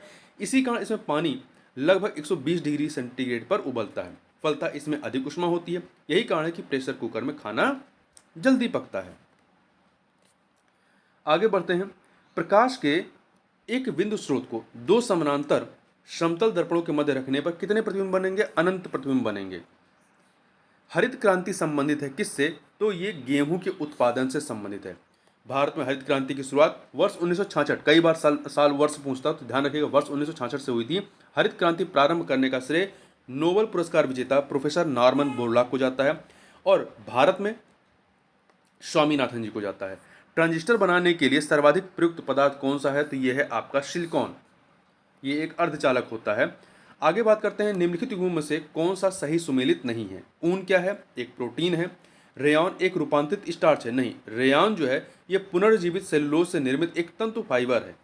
ठीक है, ये एक तंतु फाइबर है, तो ये आपका सही नहीं है। रबर एक प्राकृतिक बहुलक है। फ्लोरीन कार्बन का एक अपर रूप है। CFL का पूर्ण रूप क्या है? तो CFL का पूर्ण रूप है compact fluorescent lamp. Compact fluorescent lamp है। निम्नलिखित विद्युत अपघट्यों के विलयन में से किसको कार की बैटरी में प्रयोग किया जाता है? तो सल्फ्यूरिक अम्ल का इस्तेमाल, सल्फ्यूरिक अम्ल H2SO4 का इस्तेमाल कार की बैटरी में किया जाता है। इसकी प्रकृति प्रबल अम्ल की होती है। आगे बात करते हैं CNG क्या है? तो CNG कंप्रेस्ड नेचुरल गैस, इसका फुल फॉर्म है कंप्रेस्ड नेचुरल गैस होता है। निम्नलिखित बहुलकों में से किसका उपयोग न चिपकने वाली कड़ाही के निर्माण के लिए किया जाता है? तो टेफ्लॉन का इस्तेमाल। पॉलीटेट्राफ्लोरोएथिलीन को आमतौर पर टेफ्लॉन के नाम से जानते हैं। तो ध्यान रखिएगा, इसका पूरा नाम क्या है, पॉलीटेट्राफ्लोरोएथिलीन। तो ये जो PTFE है, टेफ्लॉन है, एक ठोस फ्लोरोकार्बन है। यह विशेषता बर्तनों पर न चिपकने वाली सतह के रूप में प्रयुक्त होता है। निम्नलिखित में से कौन सा बुलेट प्रूफ खिड़की बनाने में उपयोग किया जाता है? तो कार्बोनेट का इस्तेमाल किया जाता है। ठीक है, तो यह एक बहुलक होता है। फेरोमोन्स सामान्यतः उत्पन्न किया जाता है। फेरोमोन्स जो है ये कीटों के द्वारा, फेरोमोन्स वह रसायन है जो कीटों द्वारा उत्सर्जित किए जाते हैं। यह विपरीत लिंगी कीटों को आकर्षित करने तथा स्वभाव को निर्धारित करने का कार्य करते हैं। मानव शरीर में हीमोग्लोबिन का कार्य क्या है? तो इसका कार्य ऑक्सीजन का परिवहन करना है। ठीक है, लाल रुधिराणुओं में हीमोग्लोबिन नामक प्रोटीन पाया जाता है। प्याज के छिलके उतारने पर आंसू आते हैं क्योंकि प्याज निष्कासित करते हैं किसको? सल्फेनिक अम्ल को। सल्फेनिक अम्ल को ये निकालते हैं इस वजह से। अगला है, दो सूचियां दी गई हैं, इन्हें हमें सुमेलित करना है। विटामिन और उसकी कमी से होने वाला रोग। तो देखिए, विटामिन सी की कमी से स्कर्वी रोग होता है 4, और फोलिक अम्ल की कमी से रक्त की कमी होती है आपका 3, विटामिन ए की कमी से जो है आपका रतौंधी होता है तो 1, विटामिन B1 की कमी से बेरी बेरी रोग होता है तो 2 से मिला दीजिए तो 4, 3, 1, 2 ए ऑप्शन आपका हो जाएगा। यहाँ फिर से देख लीजिए, विटामिन सी की कमी से स्कर्वी, फोलिक अम्ल की कमी से रक्तलापता, विटामिन ए की कमी से रतौंधी, विटामिन B1 की कमी से बेरी बेरी रोग होता है। निम्नलिखित में से कौन सा पौष्टिक तत्व अस्थि एवं दांतों के निर्माण एवं मजबूती के लिए आवश्यक नहीं है? तो देखिए, कैल्शियम, फास्फोरस, फ्लोरीन तो आवश्यक है परंतु आयोडीन नहीं। ठीक है, आयोडीन थायराइड ग्रंथि के नियंत्रण में उपयोगी होता है। आगे बात करते हैं, कोले कैल्सीफेरॉल रासायनिक यौगिक का सामान्य नाम क्या है? तो इसका सामान्य नाम जो है वो विटामिन डी है। विटामिन डी को कोले कैल्सीफेरॉल कहते हैं। देखिए, विटामिन डी को हार्मोन माना जाता है। इसके सर्जन में कैल्सीफेरॉल पाया जाता है। जंतु में 2 सक्रिय विटामिन डी होते हैं, कोले कैल्सीफेरॉल तथा आर्गो कैल्सीफेरॉल। आर्गो कैल्सीफेरॉल का संश्लेषण स्वयं जंतु शरीर में होता है किंतु इसकी प्रक्रिया जटिल होती है। आर्गो कैल्सीफेरॉल का संश्लेषण सूर्य प्रकाश की पराबैंगनी किरणों के प्रभाव से आर्गास्ट्रॉल नामक पदार्थ से ईस्ट कोशिकाएं करती हैं। आगे बात करते हैं, तो ये करंट से संबंधित क्वेश्चन है, फिर भी अग्नि 5 मिसाइल के बारे में देख लेते हैं कि कौन सा कथन सही नहीं है। तो इसे कहीं से भी प्रक्षेपित किया जा सकता है, सही है। इसकी प्रक्षेपण श्रेणी 5000 रेंज जो है 5000 किलोमीटर तक की, ये भी सही है। यह दुश्मनों के राडार की पहुंच से बाहर रहेगी, सही है। यह पूर्णतः स्वदेशी नहीं है, बिल्कुल पूर्णतः स्वदेशी है, DRDO के द्वारा बनाया गया है। ठीक है, आगे चलते हैं, इसको छोड़ दीजिए। WW का पूर्ण रूप क्या है? तो इसका पूर्ण नाम है वर्ल्ड वाइड वेब। इंटरनेट की इस प्रणाली के प्रवर्तक ब्रिटिश कंप्यूटर वैज्ञानिक टिम बर्नर्स ली रहे हैं। आगे चलते हैं, साइंस के क्वेश्चन को देखते हैं। पाइर हीलियोमीटर का प्रयोग निम्न से किसे नापने के लिए किया जाता है? तो इसका इस्तेमाल सोलर रेडिएशन का इस्तेमाल करते हैं। तो सौर विकिरण को नापने के लिए मुख्यतः 2 प्रकार के उपकरण इस्तेमाल करते हैं। एक है पायरोनोमीटर, दोनों नाम याद रखिएगा, पायरोनोमीटर और पाइर हीलियोमीटर। आगे बढ़ते हैं, मानव शरीर का सामान्य तापक्रम 98.4 डिग्री फ़ारेनहाइट है। इसके बराबर डिग्री सेंटीग्रेड में तापक्रम क्या होगा? तो आप ये जो फार्मूला है, इस फार्मूले को याद कर लीजिए, C = F-32 × 5/9। C = F-32 × 5/9। अब यहाँ पे फ़ारेनहाइट में रखा हुआ तो 98, यहाँ पे F की जगह पे 98 आप रख दीजिए और इसको सॉल्व कर दीजिए, तो आपका उत्तर क्या आ जाएगा? 36.89। तो आपको ये फार्मूला याद रखना है, C = F-32 × 5 ब्रैकेट के बाहर 5/9। एक गिलास पानी पीने से कितनी कैलोरी मिलती है? 0 कैलोरी मिलती है। पानी कैलोरी मुक्त आहार होता था, एक गिलास पानी पीने से मिलने वाली कैलोरी की मात्रा 0 होगी। आकाश का नीला रंग किस कारण होता है? तो आकाश का नीला रंग प्रकाश के प्रकीर्णन की वजह से आकाश का रंग नीला होता है। नैनो प्लग संबंधित हैं किससे? तो ये एक छोटे सुनने के यंत्र से संबंधित हैं। नैनो प्लग हियरिंग एड होते हैं ये। रोगियों के दांत देखने में दंत चिकित्सक द्वारा प्रयुक्त दर्पण कौन सा होता है? तो अवतल दर्पण। ठीक है, अवतल दर्पण का तो यहाँ ध्यान रखिएगा कि दांत हो गया, आपके कान को देखना हुआ, ठीक है, मुंह के अंदर के और किसी चीज़ को देखना हो तो यहाँ पर आपका अवतल दर्पण इस्तेमाल करते हैं। जबकि जब आपको गाड़ी के पीछे की चीज़ों को देखना होता है तो क्या करते हैं? आप उत्तल दर्पण का इस्तेमाल करते हैं।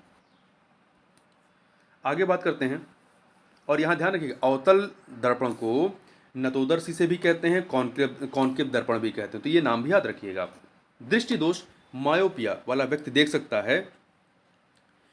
मायोपिया मतलब निकट दृष्टि दोष होता है। मायोपिया निकट दृष्टि दोष इसका हिंदी में होता है। तो निकट दृष्टि दोष में क्या होगा, नज़दीक स्थिति वस्तु को स्पष्ट रूप से, मतलब नज़दीक की वस्तु आपको साफ दिखाई पड़ती है, मतलब दूर की वस्तु आपको साफ नहीं दिखाई पड़ती। तो यहाँ पर ए ऑप्शन हो जाएगा। देखिए, मायोपिया या निकट दृष्टि दोष में पास की वस्तु साफ दिखाई पड़ती है परंतु दूर की धुंधली दिखाई पड़ती है। निकट दृष्टि दोष को दूर करने के लिए अवतल लेंस का इस्तेमाल करते हैं, अवतल लेंस का, ठीक है, कॉनकेव लेंस का इस्तेमाल करते हैं। जबकि दूर दृष्टि को सही करने के लिए उत्तल लेंस का इस्तेमाल करते हैं, कॉन्वेक्स लेंस का। निम्नलिखित में से कौन सा अर्धचालक है, तो जर्मेनियम जो है आपका अर्धचालक है। बॉक्साइट अयस्क है एल्युमिनियम का। बॉक्साइट का फार्मूला Al2O3 2H2O। कांसा, जो कांसा होता है मिश्रित धातु है, एलॉय है किसका, तो तांबा और टिन का। कांस्य पदक होता है ना, ब्रोंज, तो वही है, ये तांबा और टिन का होता है। इसमें 88% तांबा होता है और 12% टिन होता है। निम्न प्रजातियों में से कौन सी दांत वाली व्हेलों में विशालतम है, तो आपकी स्पर्म व्हेल जो है ये विशालतम है।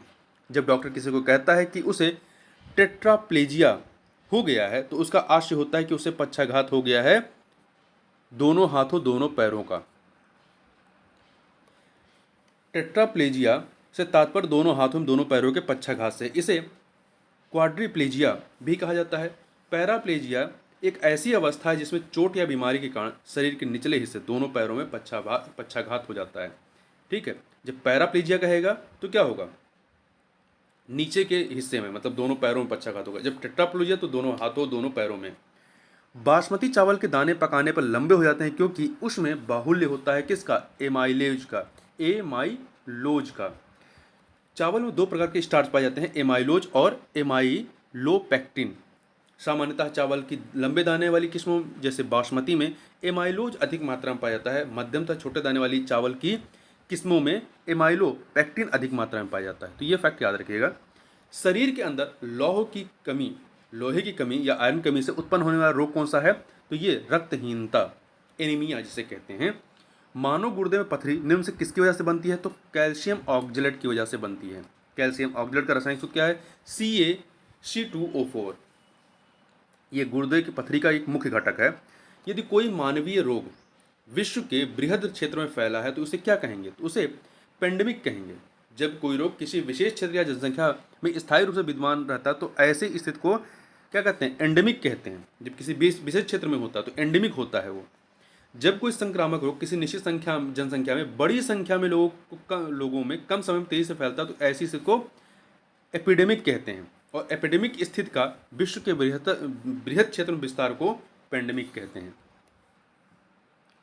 निम्न में से कौन सा जलजनित रोग है, तो आपका देखिए हैजा जो है ये जलजनित रोग है, जल की गंदगी से होने वाला रोग है। हैजा एक संक्रामक आंत्रशोथ है जो वाइब्रियो कॉलरी नामक जीवाणु के कारण होता है। मनुष्यों में इसका संचरण इस जीवाणु द्वारा दूषित भोजन या पानी के ग्रहण करने के माध्यम से होता है।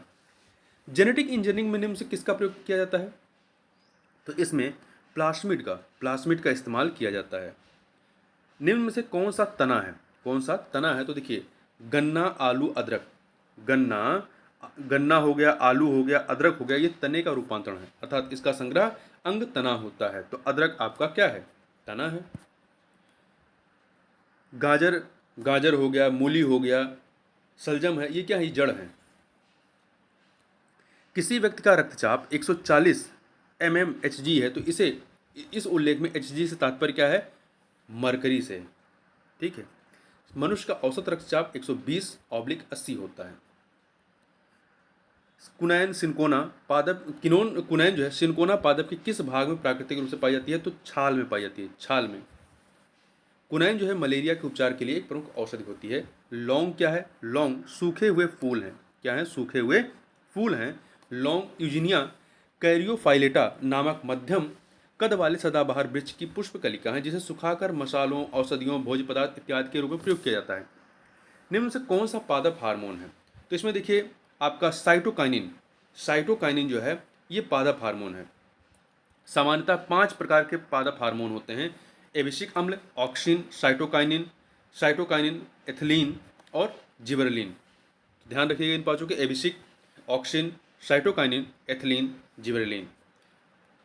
पेड़ पौधों में जाइलम मुख्यतः जिम्मेदार होता है किसके लिए? जल वाहन के लिए। आहार वाहन के लिए फाइलम जिम्मेदार होता है। मानव शरीर का तापक्रम क्या होता है? ये ना ही जाड़ों में घटता है ना ही गर्मियों में बढ़ता है। इसका साधारण तापमान कितना होता है? 98.6 डिग्री फ़ारेनहाइट। 98.6 डिग्री फ़ारेनहाइट होता है। आगे चलते हैं। ये करंट का क्वेश्चन, इसको छोड़ दीजिए आप यहाँ पे। अब आगे के साइंस के प्रश्नों को देखें। यहाँ पर निम्नलिखित तापमापियों में से किसे पायरोमीटर कहा जाता है? पायरोमीटर। तो देखिए, जो विकिरण तापमापी होता है, पायरोमीटर या पूर्ण विकिरण तापमापी की सहायता से अत्यधिक उच्च तापों की माप की जाती है। इसमें ऊष्मीय विकिरण के मापन द्वारा तापमान का मापन किया जाता है। डायनमो एक युक्ति है जो परिवर्तित करती है क्या? यांत्रिक ऊर्जा को विद्युत ऊर्जा में। ठीक है, डायनमो विद्युत चुम्बकीय प्रेरण द्वारा यांत्रिक ऊर्जा को विद्युत ऊर्जा में परिवर्तित करने का वाला उपकरण होता है। वायु की गति निम्नलिखित के द्वारा नापी जाती है। किसके द्वारा नापी जाती है? तो एनीमोमीटर के द्वारा। एनीमोमीटर के द्वारा वायु के वेग की माप की जाती है। वायुमंडलीय दाब को मापने के लिए बैरोमीटर का इस्तेमाल करते हैं और हाइड्रोमीटर से द्रव जल के घनत्व का मापन करते हैं। मानव की सामान्य स्वस्थ आंख के लिए स्पष्ट दृष्टि की न्यूनतम दूरी कितनी होती है? तो ये आपकी 25 सेंटीमीटर मानी जाती है। बिग बैंग सिद्धांत निम्नलिखित के उद्भव की व्याख्या करता है? तो ब्रह्मांड के उद्भव की व्याख्या करता है। अगला है वायु शक्ति। विंड पावर में ऊर्जा का कौन सा वायु शक्ति विंड पावर में ऊर्जा का कौन सा रूप विद्युत ऊर्जा में परिवर्तित होता है? तो विद्युत ऊर्जा में, तो देखिए गतिज ऊर्जा जो है, विंड जो पावर होता है, इसमें गतिज ऊर्जा विद्युत ऊर्जा में कन्वर्ट होता है। आइंस्टीन को नोबेल पुरस्कार सम्मानित किया गया था किसके लिए? तो प्रकाश वैद्युत प्रभाव के लिए 1921 में। न्यूक्लियर रिएक्टरों में विमंदक और प्रशीतक दोनों की तरह प्रयुक्त होने वाला पदार्थ कौन सा है? तो भारी पानी, जो हैवी वाटर होता है, D2O, ये आपका D2O होता है। ठीक है। भारी जल हाइड्रोजन के समस्थानिक ड्यूटेरियम का ऑक्साइड है। इसका प्रयोग परमाणु ऊर्जा संयंत्रों में मंदक या शीतलक दोनों रूपों में किया जाता है।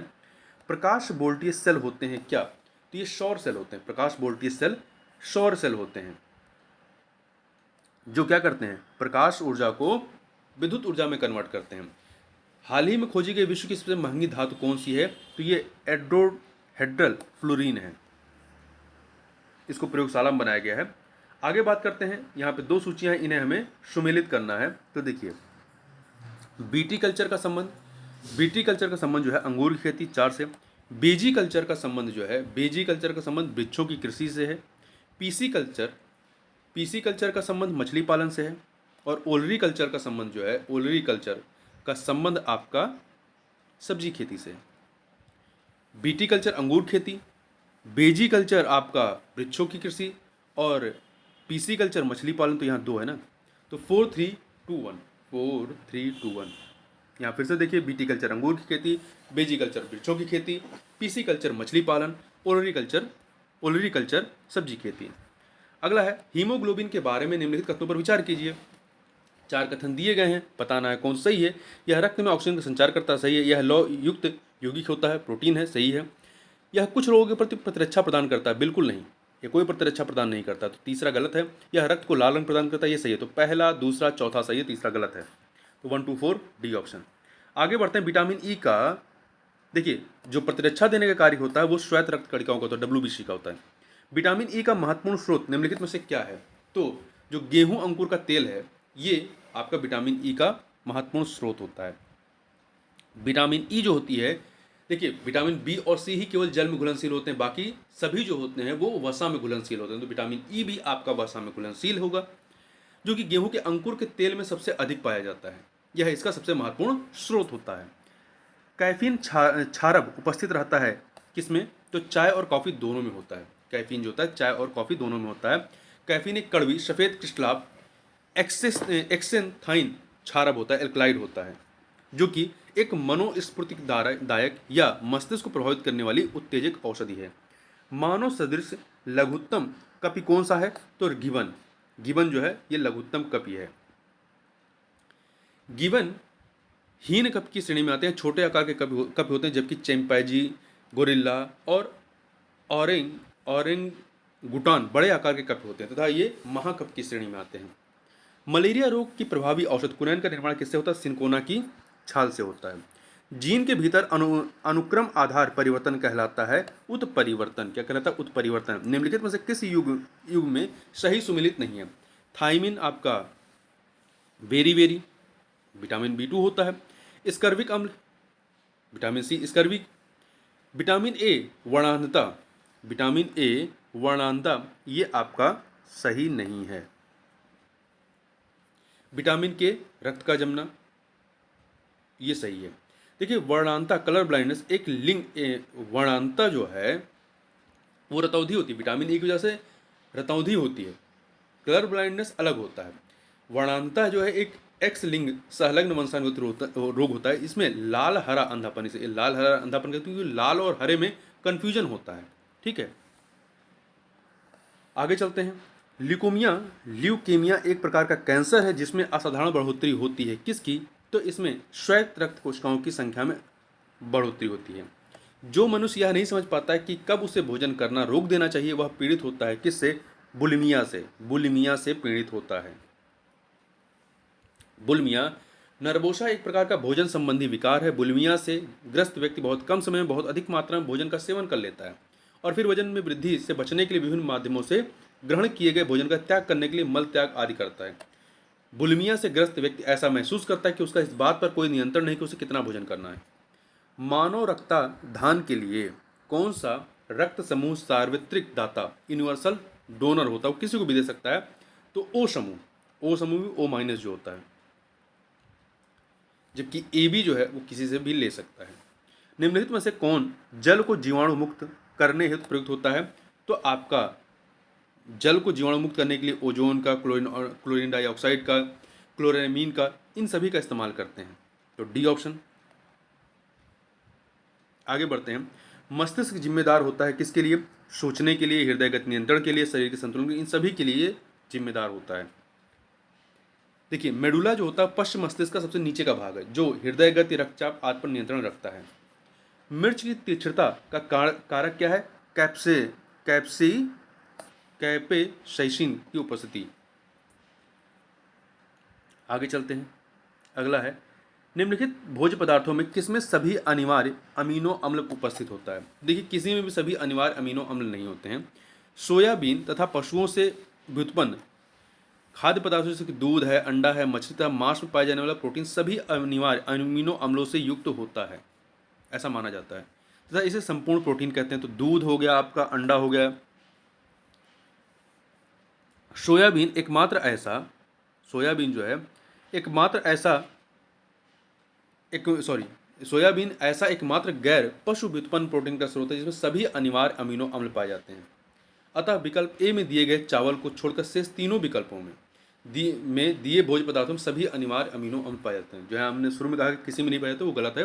तो आपका दूध, अंडा, सोयाबीन इन तीनों में पाया जाएगा, चावल में केवल नहीं पाया जाएगा। आगे बात करते हैं। तो यहाँ ये विकल्प याद रखिएगा, दूध, अंडा, सोयाबीन इनमें अमीनो अम्ल सभी अमीनो अम्ल पाए जाएंगे, केवल चावल में नहीं पाया जाएगा।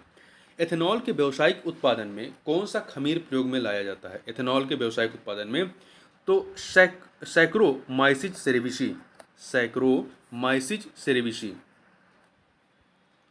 निम्नलिखित में से किसका उपयोग रक्त कैंसर के उपचार में होता है? तो इसके लिए आपका फास्फोरस 32 का इस्तेमाल करते हैं। फास्फोरस 32 का इस्तेमाल ल्यूकेमिया जो रक्त कैंसर होता है इसके इस्तेमाल में करते हैं। भारत ने बराक 8 मिसाइल नेक्स्ट जनरेशन निम्नलिखित में से किस देश के सहयोग से विकसित की है? तो इजराइल के सहयोग से। आगे चलते हैं। एक सुरंग में 100 वाट क्षमता वाले 5 बल्ब लगातार 20 घंटे तक जलाए जाते हैं। एक सुरंग में 100 वाट क्षमता वाले 5 बल्ब लगातार 20 घंटे तक जलाए जाते हैं। संपूर्ण विद्युत खर्च होगी कितनी? देखिए एक बल्ब के जलने से हुई कुल विद्युत खपत कितना है?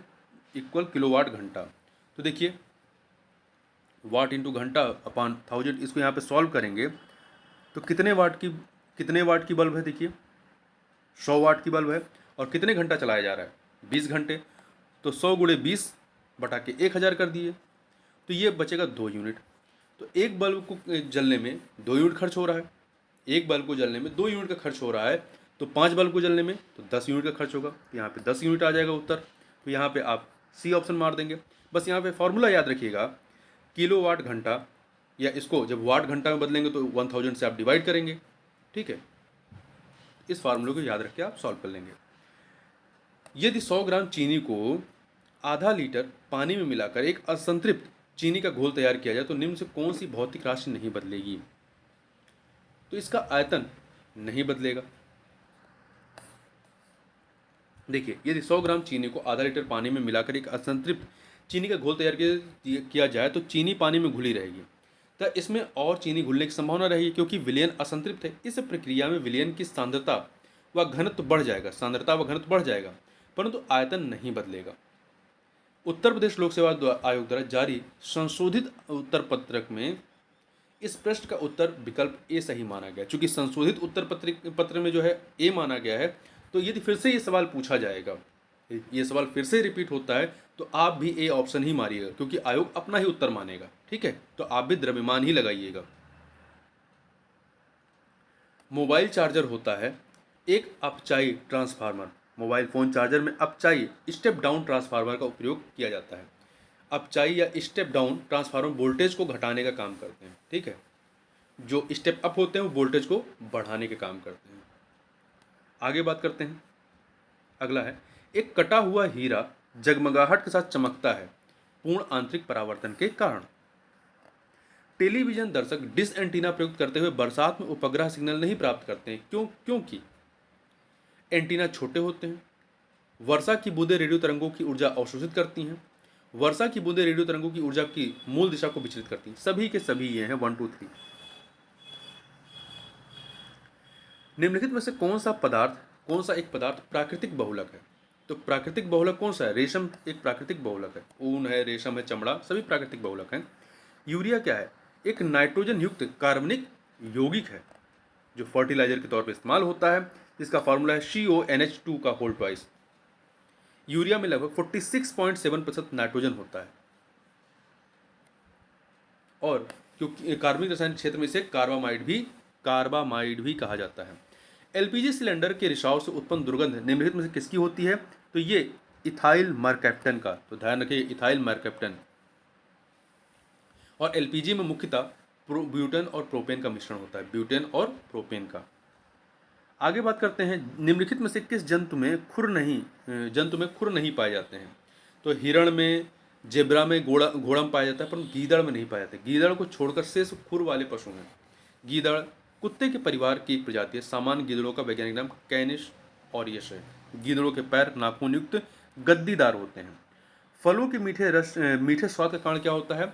तो फ्रक्टोज होता है। फ्रक्टोज को फल शर्करा भी कहा जाता है। इस प्रकार शर्करा मुख्यतः फलों में ही पाए जाते हैं। फ्रक्टोज एक मोनोसेक्राइड है। फ्रैक्टोज एक मोनोसेक्राइड है। निम्नलिखित में से कौन सा युग्म सुमेलित नहीं है? तो देखिए, हार्मोन और उनके कार्य। इंसुलिन क्या करता है? रक्त शर्करा का नियंत्रण करता है।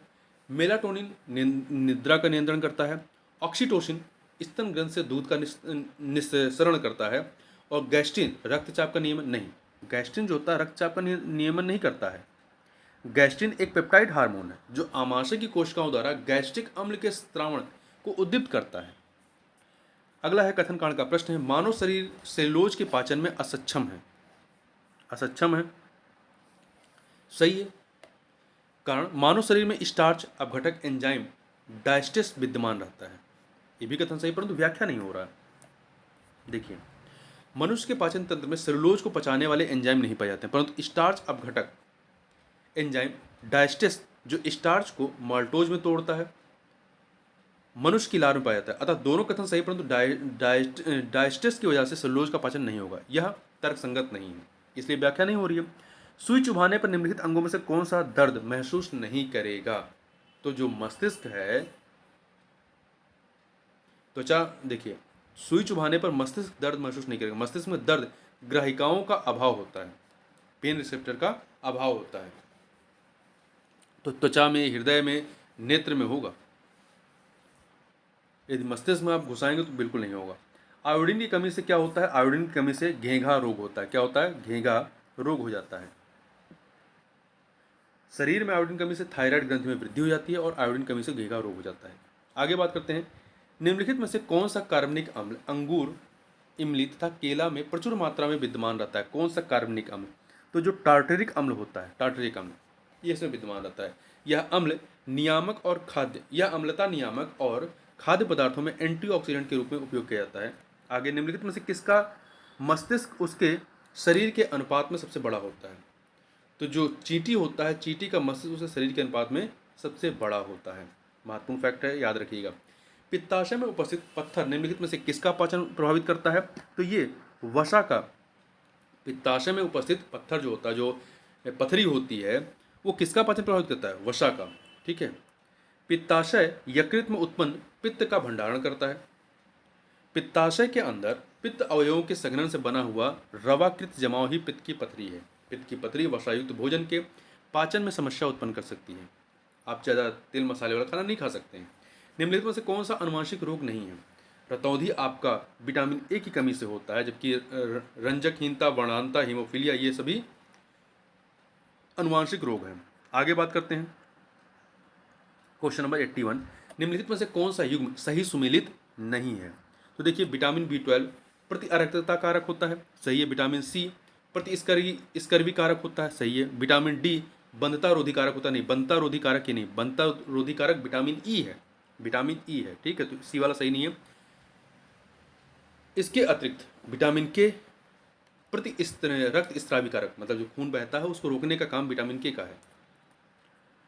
अगला है, दो सूचियां हैं, उत्पाद और उनके स्रोत क्या हैं? तो देखिए, अफीम, अफीम का फल होता है। ठीक है। 3, हींग, हींग जो होती है क्या होती है? जड़ होती है। 2 से मिलाइए। रबर जो है, रबर आपका तने से निकलता है। कुनैन छाल होती है। 1, तो 3, 2, 4, 1 यहाँ फिर से पढ़ लीजिए। अफीम फल होता है, इसका स्रोत। हींग जड़ से, रबर तना से, कुनैन छाल से। कृत्रिम उपग्रह पृथ्वी से सुस्पष्टता से ट्रैक किया जा सकता है किसके द्वारा? डॉपलर प्रभाव के द्वारा, डॉपलर प्रभाव के द्वारा।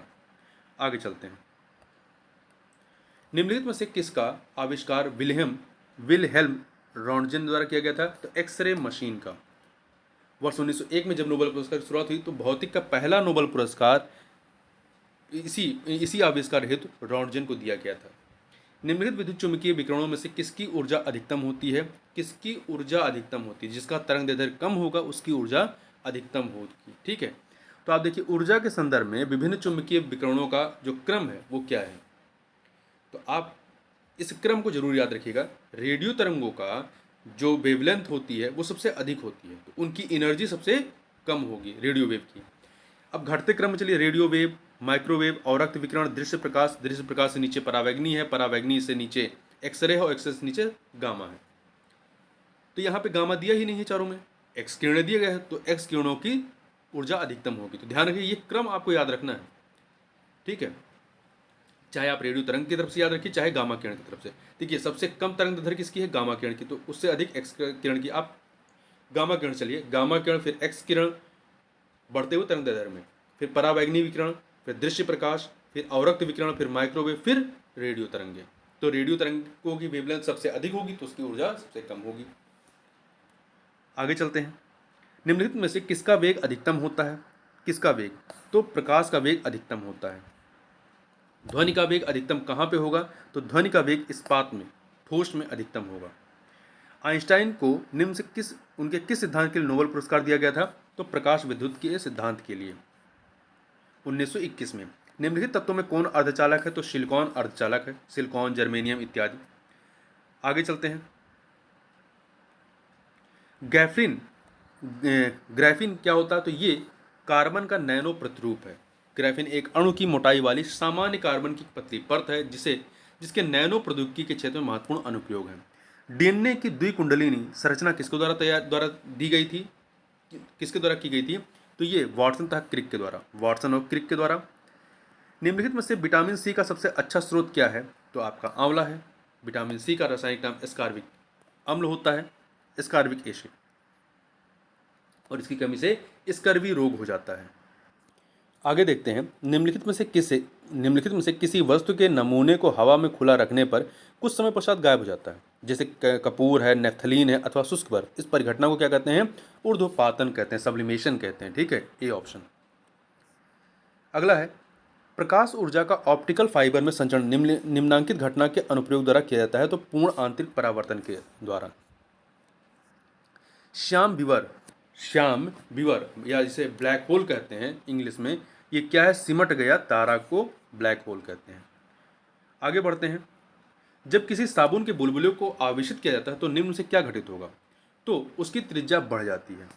क्या होगी? त्रिज्या बढ़ जाएगी। साबुन के बुलबुले को आवेशित किए जाने पर इसकी त्रिज्या बढ़ जाएगी, क्योंकि आवेशित कणों को साबुन के बुलबुले पर समान रूप से वितरित किए जाने पर उन्हें विद्युत स्थितिकी बल के कारण एक आवेशित कण एक दूसरे को प्रतिकर्षित करते हैं। प्रतिकर्षित करेंगे तो दूर भागेंगे और उसकी त्रिज्या बढ़ जाएगी। थर्मस फ्लास्क में लंबे समय तक तरल गर्म या ठंडा, तरल जो है गर्म या ठंडा रहता है, क्योंकि ऊष्मा की कोई हानि अथवा प्राप्ति नहीं होती है। संचालन और संवहनीय विकिरण किसी प्रकार से नहीं होता, तो सी ऑप्शन। आगे चलते हैं। निम्नलिखित में से किस पदार्थ में कैल्शियम विद्यमान होता है? तो जिप्सम में कैल्शियम होता है। जिप्सम एक खनिज है जिसमें सूक्ष्म तत्व गंधक एवं कैल्शियम प्रचुर मात्रा में पाया जाता है, सल्फर और कैल्शियम। रासायनिक संरचना की दृष्टि से यह कैल्शियम का सल्फेट होता है, कैल्शियम का, जिसमें जल के भी दो अणु उपस्थित होते हैं। ये CaSO4 इंटू 2H2O, जल के दो अणु। अगला है, पदार्थ और उनका उपयोग कौन सा सुमेलित नहीं है? तो देखिए, सिल्वर ब्रोमाइड का इस्तेमाल जो होता है फोटोग्राफी में होता है। सिल्वर ब्रोमाइड का इस्तेमाल फोटोग्राफी में होता है, कृत्रिम प्रकाश संश्लेषण में नहीं। सिल्वर आयोडाइड का कृत्रिम वर्षा में। ध्यान रखिएगा, सिल्वर आयोडाइड कृत्रिम वर्षा में है, सिल्वर ब्रोमाइड जो है आपका फोटोग्राफी में है। लिथियम बाइकार्बोनेट गठिया के उपचार में, दुधिया मैग्नीशिया प्रति अम्ल के रूप में। अगला है, निम्नलिखित में से कौन सा सुमेलित नहीं है?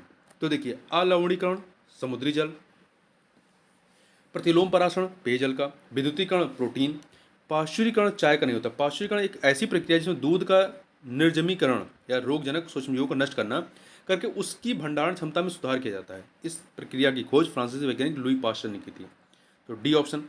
निम्नलिखित में से कौन सा एक शाकनाशक का उदाहरण है? तो देखिए, सोडियम क्लोराइड जो है ये शाकनाशक का उदाहरण है। Sodium chloride. शाकनाशी ऐसे रसायन होते हैं जिनका प्रयोग कृषि क्षेत्र में अवांछित खरपतवारों को नष्ट करने के लिए किया जाता है। इनका प्रमुख उदाहरण सोडियम क्लोराइड होता है, NaClO3। दो सूचियां दी गई हैं, इन्हें हमें सुमेलित करना है। तो देखिए, केवलार ये संश्लेषित रेशा है, टेक्सोल कैंसर रोधी दवा है, जिंक फॉस्फाइड ये रोडेंट नाशी है, जिंक फॉस्फाइड 4 से मिलाइए। नाइट्रोसेलुलोज ये विस्फोटक है 1, तो आपका 2341 बी ऑप्शन। फिर से देखिए, केवलार संश्लेषित रेशा है, टेक्सोल कैंसर रोधी दवा है, जिंक फॉस्फाइड रोडेंट नाशी है, नाइट्रोसेलुलोज विस्फोटक है। निम्नलिखित पदार्थों को उनके पहली बार प्रयोगशाला में संश्लेषण के कालक्रमानुसार व्यवस्थित कीजिए। तो इसमें क्रम याद रखिएगा आप। देखिए, सबसे पहले इसमें आपका केवलार, सबसे पहले केवलार है, फिर इसके बाद फ्लोरीन है, फिर आपका ग्राफीन है, फिर सबसे लास्ट में खोजा गया है ब्लैक गोल्ड। आप यहाँ थोड़ा देख सकते हैं, छोड़ दीजिए, बस आप यहाँ क्रम याद रखिएगा। कई बार इस तरह के प्रश्न पूछ लेता है योग, ठीक है, तो यहाँ आप क्रम याद कर लीजिए। सबसे पहले इसमें आपका केवलार है, फिर फ्लोरीन है, फिर ग्राफीन है, फिर ब्लैक गोल्ड है। तो केवलार सबसे पहले है और ब्लैक गोल्ड सबसे बाद में है। अगला है, एक सेकेंड, निम्नलिखित में से कौन सा पदार्थ प्रोटीन नहीं है? तो देखिए, कपास, केशबाल, आपका लूता रेशम, खुर, तो इसमें प्रोटीन कौन सा नहीं? कपास जो है, कपास प्रोटीन नहीं है। कपास एक मुलायम रोएदार स्टेपल रेशा होता है जो कपास के पौधे के बीज के चारों एक संरक्षण आवरण में विकसित होता है। ये सेलुलोज होता है, कपास क्या सेलुलोज होता है। जबकि अन्य जो है केश या बाल, लूता रेशम, स्पाइडर सिल्क, खुर, ये सभी प्रोटीन के बने होते हैं। मानव शरीर में निम्नलिखित में से कौन सी ग्रंथि अंतःस्रावी एवं बहिस्रावी दोनों प्रकार की होती है? तो जो अग्नाशय होती है दोनों प्रकार की होती है। देखिए, बाह्यस्रावी या मुख्यतः पाचन में सहायक होते हैं, और जो अंतःस्रावी होते हैं ये मुख्यतः रक्त शर्करा को विनियमित करते हैं। तुलसी के पौधे का औषधीय महत्व निम्नांकित की उपस्थिति कारण होता है। किसकी उपस्थिति कारण होता है? तो फिनॉल एवं फ्लेवोनाइड की उपस्थिति कारण, फिनॉल एवं फ्लेवोनाइड की उपस्थिति के कारण होता है। तुलसी एक औषधीय पौधा है, इसमें महत्वपूर्ण फाइटो रसायन पाए जाते हैं जो अपने प्रदाह नाशी, एंटी इन्फ्लेमेटरी तथा प्रतिऑक्सीकारक एंटीऑक्सीडेंट गुणों के कारण विभिन्न गंभीर रोगों से सुरक्षा प्रदान करते हैं। तुलसी के पत्ते के अर्क में फ्लेवोनाइड, सेपोनिन, ग्लाइकोसाइड, फिनॉल आदि उपस्थित होते हैं जो इसके औषधि गुणों में वृद्धि करते हैं। मानव आहार में पालिश किए हुए चावल के उपयोग से निम्नलिखित रोग हो जाता है। तो बेरी बेरी रोग कौन सा हो जाता है? बेरी बेरी रोग हो जाता है। इसमें विटामिन B1 की कमी हो जाती है, थायमिन की कमी। ठीक है। निम्नलिखित में से कौन सा युग्म सही सुमेलित नहीं है विटामिन और उसके प्रचुर स्रोतों में? विटामिन B6 का प्रचुर स्रोत जो है धान की चोकर है, राइस ब्रैन। विटामिन B2 की कॉड यकृत तेल है, नहीं, विटामिन B2 की जो है कॉड यकृत तेल नहीं है। विटामिन E की गेहूं अंकुर तेल है। विटामिन K की अल्फा अल्फा है। तो देखिए कॉड यकृत तेल या कॉड मछली की यकृत जो होती है, ये कॉड मछली की यकृत से उत्पन्न एक आहार पूरक है। इसमें ओमेगा 3 फैटी एसिड के अतिरिक्त विटामिन ए और विटामिन डी होता है। तो कॉड यकृत तेल, ध्यान रखें, कॉड यकृत तेल विटामिन ए और विटामिन डी का स्रोत है। विटामिन B2 को रिबोफ्लेविन कहते हैं। यह भोजन से ऊर्जा मुक्त करने में सहायक होता है। यह अंडे, हरी सब्जियां, फलियां, दूध इत्यादि इसके प्रमुख स्रोत हैं। आगे बढ़ते हैं। 2 कथन दिए गए हैं, बताना है कौन सही है। कथन कारण का प्रश्न है, तो देखिए, एक सेकंड।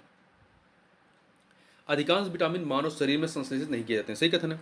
मानव अंग केवल अनिवार्य सूक्ष्म पोषकों का ही संश्लेषण करता है, गलत का कथन है। तो कथन सही है, कारण गलत है।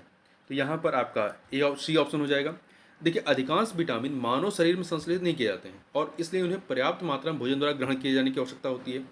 मानव शरीर द्वारा vitamin A, vitamin B1 thiamine, vitamin B2 riboflavin, vitamin B5 pantothenic अम्ल, vitamin B6 pyridoxine, vitamin B7 biotin, vitamin B9 folic अम्ल, विटामिन B12 साइनोकोबाल्मिन, ई तथा के संश्लेषित नहीं किए जा सकते हैं। ठीक है। मानव शरीर अधिकांश प्रोटीन युक्त खाद्य पदार्थों में उपस्थित ट्रिप्टोफॉन नामक अमीनो अम्ल से विटामिन B3 का निर्माण कर सकता है। तो विटामिन B3 बन सकता है तथा साथ ही मानव शरीर विटामिन डी का भी संश्लेषण कर सकता है। तो विटामिन B3 और डी का संश्लेषण कर सकता है। मानव शरीर हेतु आवश्यक संयुक्त रूप से लगभग 18 विटामिन, मुख्यतः 7 एवं लगभग 14 खनिज शामिल होते हैं तथा आहारी घटकों को शरीर स्वयं पर्याप्त मात्रा में निर्मित नहीं कर सकता है। इन्हें ही अनिवार्य सूक्ष्म पोषक कहते हैं। तो यहाँ पे इसलिए आपका जो कारण दिया गया है वो गलत है। एंजाइमों के संदर्भ में निम्नलिखित कथनों में से कौन सा सही है? एंजाइमों के संदर्भ में, तो पहला, वे जैव उत्प्रेरक होते हैं, सही है। वे शरीर में उसी स्थान पर अपना कार्य करते हैं जहां वे उत्पादित होते हैं, जो एंजाइम होते हैं। ठीक है, तो ये दोनों सही हैं। देखिए, एंजाइम जैव उत्प्रेरक होते हैं जो विशिष्ट जैविक क्रियाओं को अति उच्च दर से संपन्न करते हैं। एंजाइमों के बिना जैव प्रक्रियाएं अति मंद दर से होती हैं।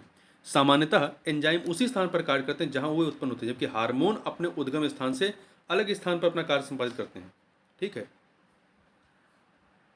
माँ का दुग्ध नवजात को लगभग संपूर्ण आहार प्रदान करता है, किंतु इसमें निम्नलिखित का अभाव होता है। किसका? तो इसमें लौह आयरन का अभाव होता है। ठीक है, इसमें कैल्शियम, मैग्नीशियम, पोटेशियम होता है, परंतु आयरन की कमी होती है इसमें। आगे चलते हैं। निम्नलिखित में से किस जीव का रक्त सफेद होता है? तो तिलचट्टा का रक्त जो होता है ये सफेद होता है। ऑक्सीजन हेतु हीमोग्लोबिन का प्रयोग न करने के कारण तिलचट्टे के खून का रंग लाल नहीं बल्कि रंगहीन होता है। कॉकरोच के रक्त द्वारा ऑक्सीजन का परिवहन नहीं किया जाता है और इसका रंग भी लाल नहीं होता क्योंकि इसमें हीमोग्लोबिन उपस्थित नहीं होता है। देखिए, जबकि उत्तर प्रदेश लोक सेवा आयोग द्वारा जारी अंतिम उत्तर कुंजी में इस प्रश्न को मूल्यांकन से बाहर किया गया है, जबकि अनंतिम जो पहले जो उत्तर माना गया था वो बी ही माना गया था। ठीक है, तो अभी भी यदि आएगा तो आप तिलचट्टा ही मारिएगा। नाइट्रोजन स्थिरीकरण जीवाणु किस पौधे की जड़ के साथ संयोजन करते हैं? नाइट्रोजन स्थिरीकरण, तो ये आपके दाल वाली जो जड़, दाल के जो फसलें होती हैं उनके साथ। तो ये क्या करते हैं? ये वायुमंडलीय नाइट्रोजन का स्थिरीकरण कर उसे अमोनिया में बदल देते हैं, जो कि अमोनियम आयनों के रूप में नाइट्रीकरण जीवाणु द्वारा ग्रहण कर नाइट्राइट एवं फिर नाइट्रेट आयनों में परिवर्तित कर देते हैं। तो जो मृदा होता है, मृदा के माध्यम से पादप इसे नाइट्रेट के रूप में ग्रहण करते हैं। ध्यान रखिए, कई बार पूछा गया, नाइट्रेट के रूप में इसको ग्रहण करते हैं। आगे चलते हैं। अगला है, निम्नांकित में से कौन सा सही सुमेलित नहीं है? देखिए, ऑक्सीटोसिन हार्मोन है, एस्पार्टेम संश्लेषित मधुरक है, नियोप्रीन विशिष्ट रबड़ है। रेयॉन रूपांतरित स्टार्च नहीं, रेयॉन विनिर्मित फाइबर है। विनिर्मित, रेयॉन जो है विनिर्मित फाइबर है जिसे प्राकृतिक स्रोतों जैसे कि वृक्ष तथा अन्य कृषि उत्पादों से प्राप्त किया जाता है। यह रूपांतरित स्टार्च नहीं है। आगे चलते हैं, अन्य प्रश्नों को देखते हैं। फायर अलार्म में निम्नलिखित में से किसका प्रयोग किया जाता है? तो फोटो शेल का इस्तेमाल किया जाता है। निम्नलिखित में से कौन सा बहुलक एक थर्मोप्लास्टिक नहीं है? तो टेफ्लॉन, पॉलीस्टीरीन, पॉलीथीन ये थर्मोप्लास्टिक है, जबकि नियोप्रीन थर्मोप्लास्टिक नहीं है। देखिए, नियोप्रीन एक थर्मोप्लास्टिक नहीं है। नियोप्रीन क्लोरोप्रीन का उच्च बहुलक है। क्लोरोप्रीन का उच्च बहुलक है। यह एक प्रकार का कृत्रिम रबर है। इसका उपयोग पाइप, बेल्ट आदि बनाने में होता है। आगे देखते हैं, कथन कांड का प्रश्न है। कथन है, सुक्रोज की अपेक्षा प्रतीप शर्करा अधिक मधुर होती है। सुक्रोज की अपेक्षा प्रतीप शर्करा अधिक मधुर होती, सही है। प्रतीप शर्करा को सुक्रोज के जल अपघटन से प्राप्त किया जाता है, ये भी सही है, परंतु कारण नहीं, ये इसका कारण की मतलब व्याख्या नहीं कर रहा है। सुक्रोज के जल अपघटन से प्रतीप शर्करा इनवर्ट शुगर प्राप्त की जाती है, जो सुक्रोज की अपेक्षा अधिक मधुर होती है। प्रतीप शर्करा ग्लूकोज एवं फ्रक्टोज का मिश्रण है तथा इसकी अधिक मधुरता का कारण सुक्रोज का जल अपघटन नहीं बल्कि फ्रक्टोज द्वारा प्रदत्त मिठास की उच्च मात्रा है। दो सूचियां दी गई, इन्हें सम्मिलित करना है, धातु और उसके गुणधर्म की। तो देखिए, सोडियम क्या है? ये चाकू से आसानी से काटा जा सकता है। पारा कमरे के ताप पर द्रव होता है। चांदी विद्युत का अच्छा सुचालक है। शीशा या लेड ऊष्मा का कुचालक है। तो 4213 यहाँ फिर से देख लीजिए। सोडियम चाकू को आसानी से काटा जा सकता है। पारा कमरे के ताप पर द्रव होता है। चांदी विद्युत का अच्छा सुचालक है। शीशा या लेड ऊष्मा का कुचालक है।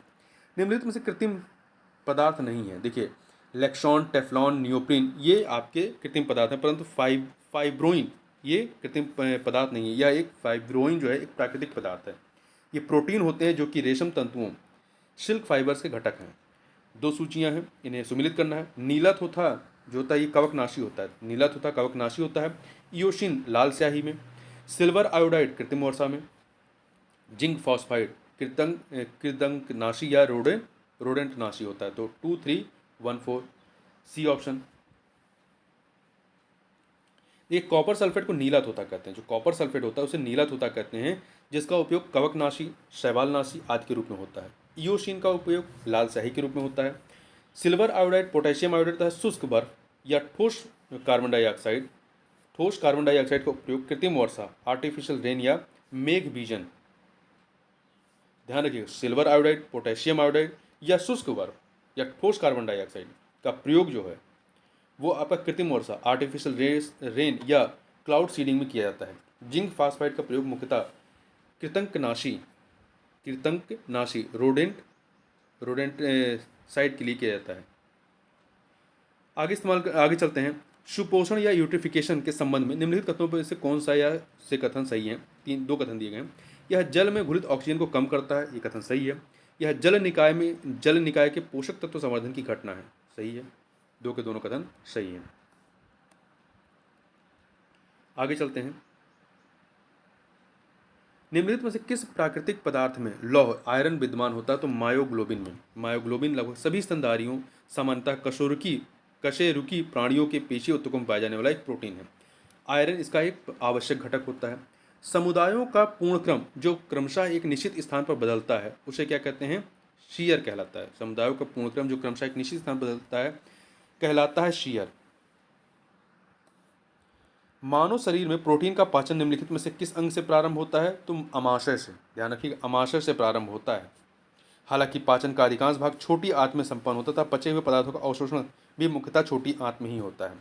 मानव आहार में पालिश किए हुए चावल के उपयोग से निम्नलिखित रोग हो जाता है बेरी, क्योंकि इसमें विटामिन B1 की कमी हो जाती है, थायमिन की कमी हो जाती है, इसलिए बेरी रोग होगा।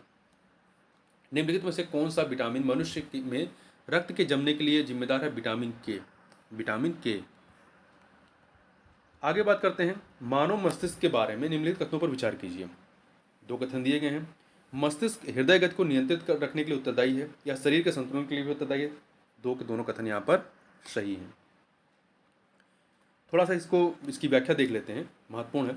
मानव मस्तिष्क के विभिन्न भागों के द्वारा सभी गतिविधियों का संचालन तथा नियमन किया जाता है। मस्तिष्क सोचने, हृदय गति नियंत्रण तथा शरीर के संतुलन आदि के लिए उत्तरदायी होता है। शरीर के संतुलन आदि के लिए उत्तरदायी होता है। मेडुला, सेरिबेलम, सेरिब्रम आदि मस्तिष्क के प्रमुख भाग हैं।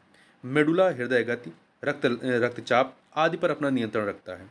मेडुला हृदय गति, रक्तचाप आदि पर अपना नियंत्रण रखता है, जबकि सेरिबेलम शरीर की भंगिमा तथा संतुलन बनाए रखने से लेकर के खेलने, कूदने, नाचने आदि समस्त कौशल्यपूर्ण क्रियाओं का समन्वय करता है। निम्नलिखित में से कौन सा पदार्थ वृक्ष से प्राप्त किया जाता है? तो हींग जो होता है वो वृक्ष से प्राप्त किया जाता है। हींग पौधों से प्राप्त किया जाता है, या जिस पौधे से प्राप्त की जाती है वह है अम्बेलिफेरी कुल से संबंधित है। फेरुला एशा फुटिडा, फेरुला रूबरी कॉलिश आदि के जड़ों से प्राप्त लेटेक्स को सुखाकर हींग प्राप्त की जाती है। मतलब जड़ से निकलता है, ध्यान रखिएगा, वृक्ष के जड़ से प्राप्त किया जाता है। आगे चलते हैं, आगे साइंस के प्रश्नों को देखते हैं। यहाँ पे निम्नलिखित में से कांच का कौन सा प्रकार परावैंगनी किरणों को काटता है?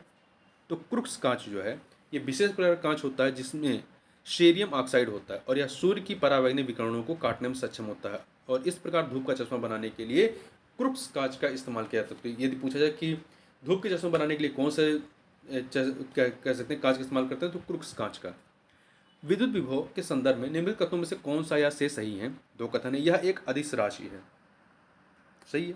विद्युत विभव एक अदिश राशि है, यह सदिश राशि नहीं है, तो केवल पहला कथन सही हो जाएगा। किसी बिंदु पर विद्युत विभव को प्रायः एक धन आवेश के को अनंत से उस बिंदु तक लाने में किए गए कार्य के रूप में परिभाषित किया जाता है। विद्युत विभव का एसआई मात्रक जूल प्रति कूलाम होता है। विद्युत विभव एक अदिश राशि है, जबकि विद्युत क्षेत्र एक सदिश राशि। ध्यान रखिएगा, विद्युत विभव अदिश राशि है, विद्युत क्षेत्र सदिश राशि है। विद्युत विभव का मात्रक क्या है? जूल प्रति कूलाम है। निम्न में से कौन सा एलपीजी का मुख्य अवयव है? तो ब्यूटेन। इसमें ब्यूटेन और प्रोपेन होते हैं मुख्यतः। आगे बढ़ते हैं, अगला है आपका, निम्नलिखित में से किस कण पर शून्य आवेश होता है? न्यूट्रॉनों पर। एक न्यूट्रिनो एक उप परमाणु कण है जो एक इलेक्ट्रॉन के समान होता है। इसमें कोई विद्युत आवेश नहीं होता है एवं बहुत कम द्रव्यमान होता है। न्यूट्रिनो ब्रह्मांड में सबसे प्रचुर मात्रा में पाए जाने वाले कणों में से एक है। नाइट्रोजन एक आवश्यक अवयव नहीं है। किसका? क्लोरोफिल का है, डीएनए का है, आरएनए का है, परंतु कार्बोहाइड्रेट का नहीं है। पृथ्वी पर सबसे प्रचुर मात्रा में उपस्थित जैव अणु कार्बोहाइड्रेट है। रासायनिक दृष्टिकोण से यह कार्बन और पानी का एक संयोजन है। हालांकि सभी कार्बोहाइड्रेट में कार्बन, हाइड्रोजन और ऑक्सीजन होते हैं, किंतु कुछ ऐसे भी कार्बोहाइड्रेट हैं जिनमें नाइट्रोजन, फास्फोरस और सल्फर भी पाया जाता है, परंतु यह इसका मुख्य अवयव नहीं है। खीरे को काटकर यदि नमक डाला जाता है तो निम्न से किसके कारण पानी निकलता है? तो परासरण के कारण पानी निकलता है। रेडियोधर्मिता के संदर्भ में निम्नलिखित कथनों में से कौन सा या से सही है? दो कथन दिए गए हैं। रेडियोधर्मिता एक नाभिकीय गुण है। रेडियोधर्मिता एक नाभिकीय गुण है, सही है। रेडियो नाभिकीय विखंडन के सिद्धांत पर हाइड्रोजन काम करता है, नहीं, नाभिकीय संलयन के सिद्धांत पर कार्य करता है। तो पहला वाला सही है, दूसरा गलत है। आगे बात करते हैं, निम्नलिखित में से कौन सा सही सुमेलित नहीं है? तो देखिए, सिरका में उपस्थित अम्ल एसिटिक अम्ल होता है। हड्डियों में उपस्थित यौगिक कैल्शियम फॉस्फेट होता है। दूध का खट्टा होना ये नाइट्रिक अम्ल की वजह से नहीं, लैक्टिक अम्ल की वजह से होता है। अमाशय के रक्त में उपस्थित अम्ल हाइड्रोक्लोरिक अम्ल होता है। तो सी वाला सही नहीं है। रक्त में शर्करा का स्तर सामान्यतः प्रदर्शित किया जाता है मिलीग्राम प्रति डेसीलीटर के रूप में। मिलीग्राम प्रति डेसीलीटर के रूप में इसको प्रदर्शित करते हैं। रक्त में निम्नलिखित में किसकी उपस्थिति के कारण ब्लू बेबी सिंड्रोम होता है? तो मिथमोग्लोबिन की वजह से। ठीक है। ब्लू बेबी सिंड्रोम शरीर में ऑक्सीजन के परिवहन में रक्त की क्षमता के घटने का परिणाम होता है। पेयजल में नाइट्रेट की अधिकता इसका सबसे प्रमुख कारण है। देखिए, यदि ये पूछता है कि किसकी मतलब इसका प्रमुख कारण क्या है, तो नाइट्रेट हो जाता। किसकी उपस्थिति कारण होता है, तो वो आपका मीथेमोग्लोबिन हो जाएगा। मुख्य रूप से नवजात शिशु इस रोग से प्रभावित होते हैं। शिशु का शरीर नाइट्रेट को नाइट्राइट में बदल देता है। ये नाइट्राइट लाल रक्त कणिकाओं में उपस्थित हीमोग्लोबिन से अभिक्रिया करके मिथोमोग्लोबिन का निर्माण करते हैं। मिथमोग्लोबिन की अधिकता से शरीर की कोशिकाओं को पर्याप्त मात्रा में ऑक्सीजन प्राप्त नहीं होता और यही ब्लू बेबी सिंड्रोम है।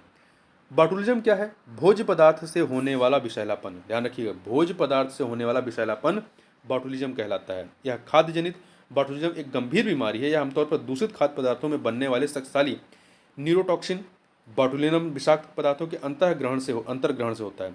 बॉटुलिज्म विषाक्तता के 7 प्रकार हैं जो ए से जी तक हैं। इनमें जिनमें ए, बी, ई और एफ मानव में बॉटुलिज्म का कारण बनते हैं। शेष 3 जो हैं आपके सी, डी और जी, वो स्तनधारियों एवं पक्षियों में बॉटुलिज्म का कारण बनते हैं। भोज्य पदार्थों से होने वाला विषैलापन। आगे चलते हैं। निम्नलिखित में से कौन सा वायु प्रदूषण का सूचक है? तो लाइकेन जो है, देखिए लाइकेन और मांस दोनों जो होते हैं ये वायु प्रदूषण के महत्वपूर्ण सूचक है। ध्यान रखिएगा, लाइकेन और मांस दोनों ही। परंतु आयोग ने लाइकेन को माना है। ठीक है। यदि वातावरण में सल्फर डाइऑक्साइड की मात्रा बढ़ जाती है तो लाइकेन समाप्त होने लगते हैं। लाइकेन कवक एवं शैवाल प्रजाति के हैं जो पेड़ों के तने एवं चट्टानों पर पाए जाते हैं। मांस भी लाइकेन की ही भांति होते हैं जो चट्टानों पेड़ों की सतहों पर पाए जाते हैं। साधारण वातावरण में नाइट्रोजन की मात्रा में वृद्धि होने पर मांस समाप्त या कम होने लगते हैं। राइबोफ्लेविन की कमी से निम्न से कौन सा रोग होता है? तो चेइलोसिस। राइबोफ्लेविन विटामिन B2 होता है। राइबोफ्लेविन विटामिन B2 की कमी से तंत्रिका संबंधी बीमारियों, एनीमिया और हृदय रोगों से जुड़ी हैं। इसी की कमी से चेइलोसिस रोग होता है जिसमें होंठ फटने की समस्या उत्पन्न होती है। निम्नलिखित में से कौन सा युग्म सही सुमेलित नहीं है? विटामिन ए में मतलब संतरा में विटामिन ए होता है? नहीं। विटामिन सी होगा इसमें। विटामिन सी नींबू में, विटामिन डी कॉड मछली के तेल में आपका विटामिन डी भी होगा, ओमेगा फैट भी होगा और आपका विटामिन ए भी होता है। विटामिन B6 धान के चोकर में। तो संतरा पोषण का महत्वपूर्ण स्रोत है। इसमें बड़ी मात्रा में विटामिन सी, फोलेट, कैल्शियम आदि प्राप्त होते हैं। निम्नलिखित में से कौन सा रोग मच्छर वाहित नहीं है? तो डेंगू, ज्वार, फाइलेरियोसिस, मलेरिया ये मच्छर से होते हैं। परंतु निद्रा रोग जो है ये सीसी मक्खी के काटने से होता है, जो कि इसका कारण प्रोटोजोआ होता है। निम्नलिखित में से किस कुल के पौधे से टापा कपड़ा बनाया जाता है? तो मोरसी कुल के पौधे से टापा कपड़ा बनाया। तो सहतूत परिवार जिसे मोरसी कहते हैं, तो मोरसी के पौधे की आंतरिक छाल का उपयोग किया जाता है। फेफड़ों में गैसीय विनियमन का स्थल कौन सा है? तो अल्वियोलाई। गैस विनिमय के दौरान ऑक्सीजन फेफड़ों से रक्त नली में चली जाती है। उसी समय कार्बन डाइऑक्साइड रक्त से फेफड़ों तक जाती है। यह प्रक्रिया फेफड़े में स्थित एलिवियोली, आप उच्चारण खुद कर लीजिए अपने हिसाब से, एवं सूक्ष्म रक्त वाहिकाओं के नेटवर्क के बीच संपन्न होती है। सामान्य दृष्टि के लिए निम्नलिखित में से कौन सी विटामिन आवश्यक होती है? सामान्य रेटिनॉल, विटामिन ए। ठीक है। यह विटामिन नेत्र ज्योति के लिए आवश्यक पोषक तत्व है। आगे चलते हैं।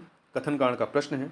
कथन कांड का, मानव शरीर अपने लिए आवश्यक सभी विटामिनों का संश्लेषण कर लेता है? बिल्कुल नहीं कर लेता है। शरीर के उचित विकास के लिए विटामिन अनिवार्य होते हैं, ये सही है। तो कथन गलत है, कांड सही है, डी ऑप्शन। अधिकांश विटामिन मानव शरीर में संश्लेषित नहीं किए जाते हैं और इसलिए उन्हें पर्याप्त मात्रा में भोजन द्वारा ग्रहण किए जाने की आवश्यकता होती है। शीत प्रकोष्ठ में फल भंडारण दीर्घ भंडारण जीवन देता है क्योंकि श्वसन दर का ह्रास हो जाता है इसमें। आगे देखते हैं। तो इस प्रकार से यहाँ पर साइंस के आपके सारे प्रश्न समाप्त हो जाते हैं, कंप्लीट हो जाते हैं। तो इस प्रकार से इस वीडियो में बस इतना ही। मिलते हैं नेक्स्ट वीडियो में, तब तक के लिए बहुत बहुत धन्यवाद।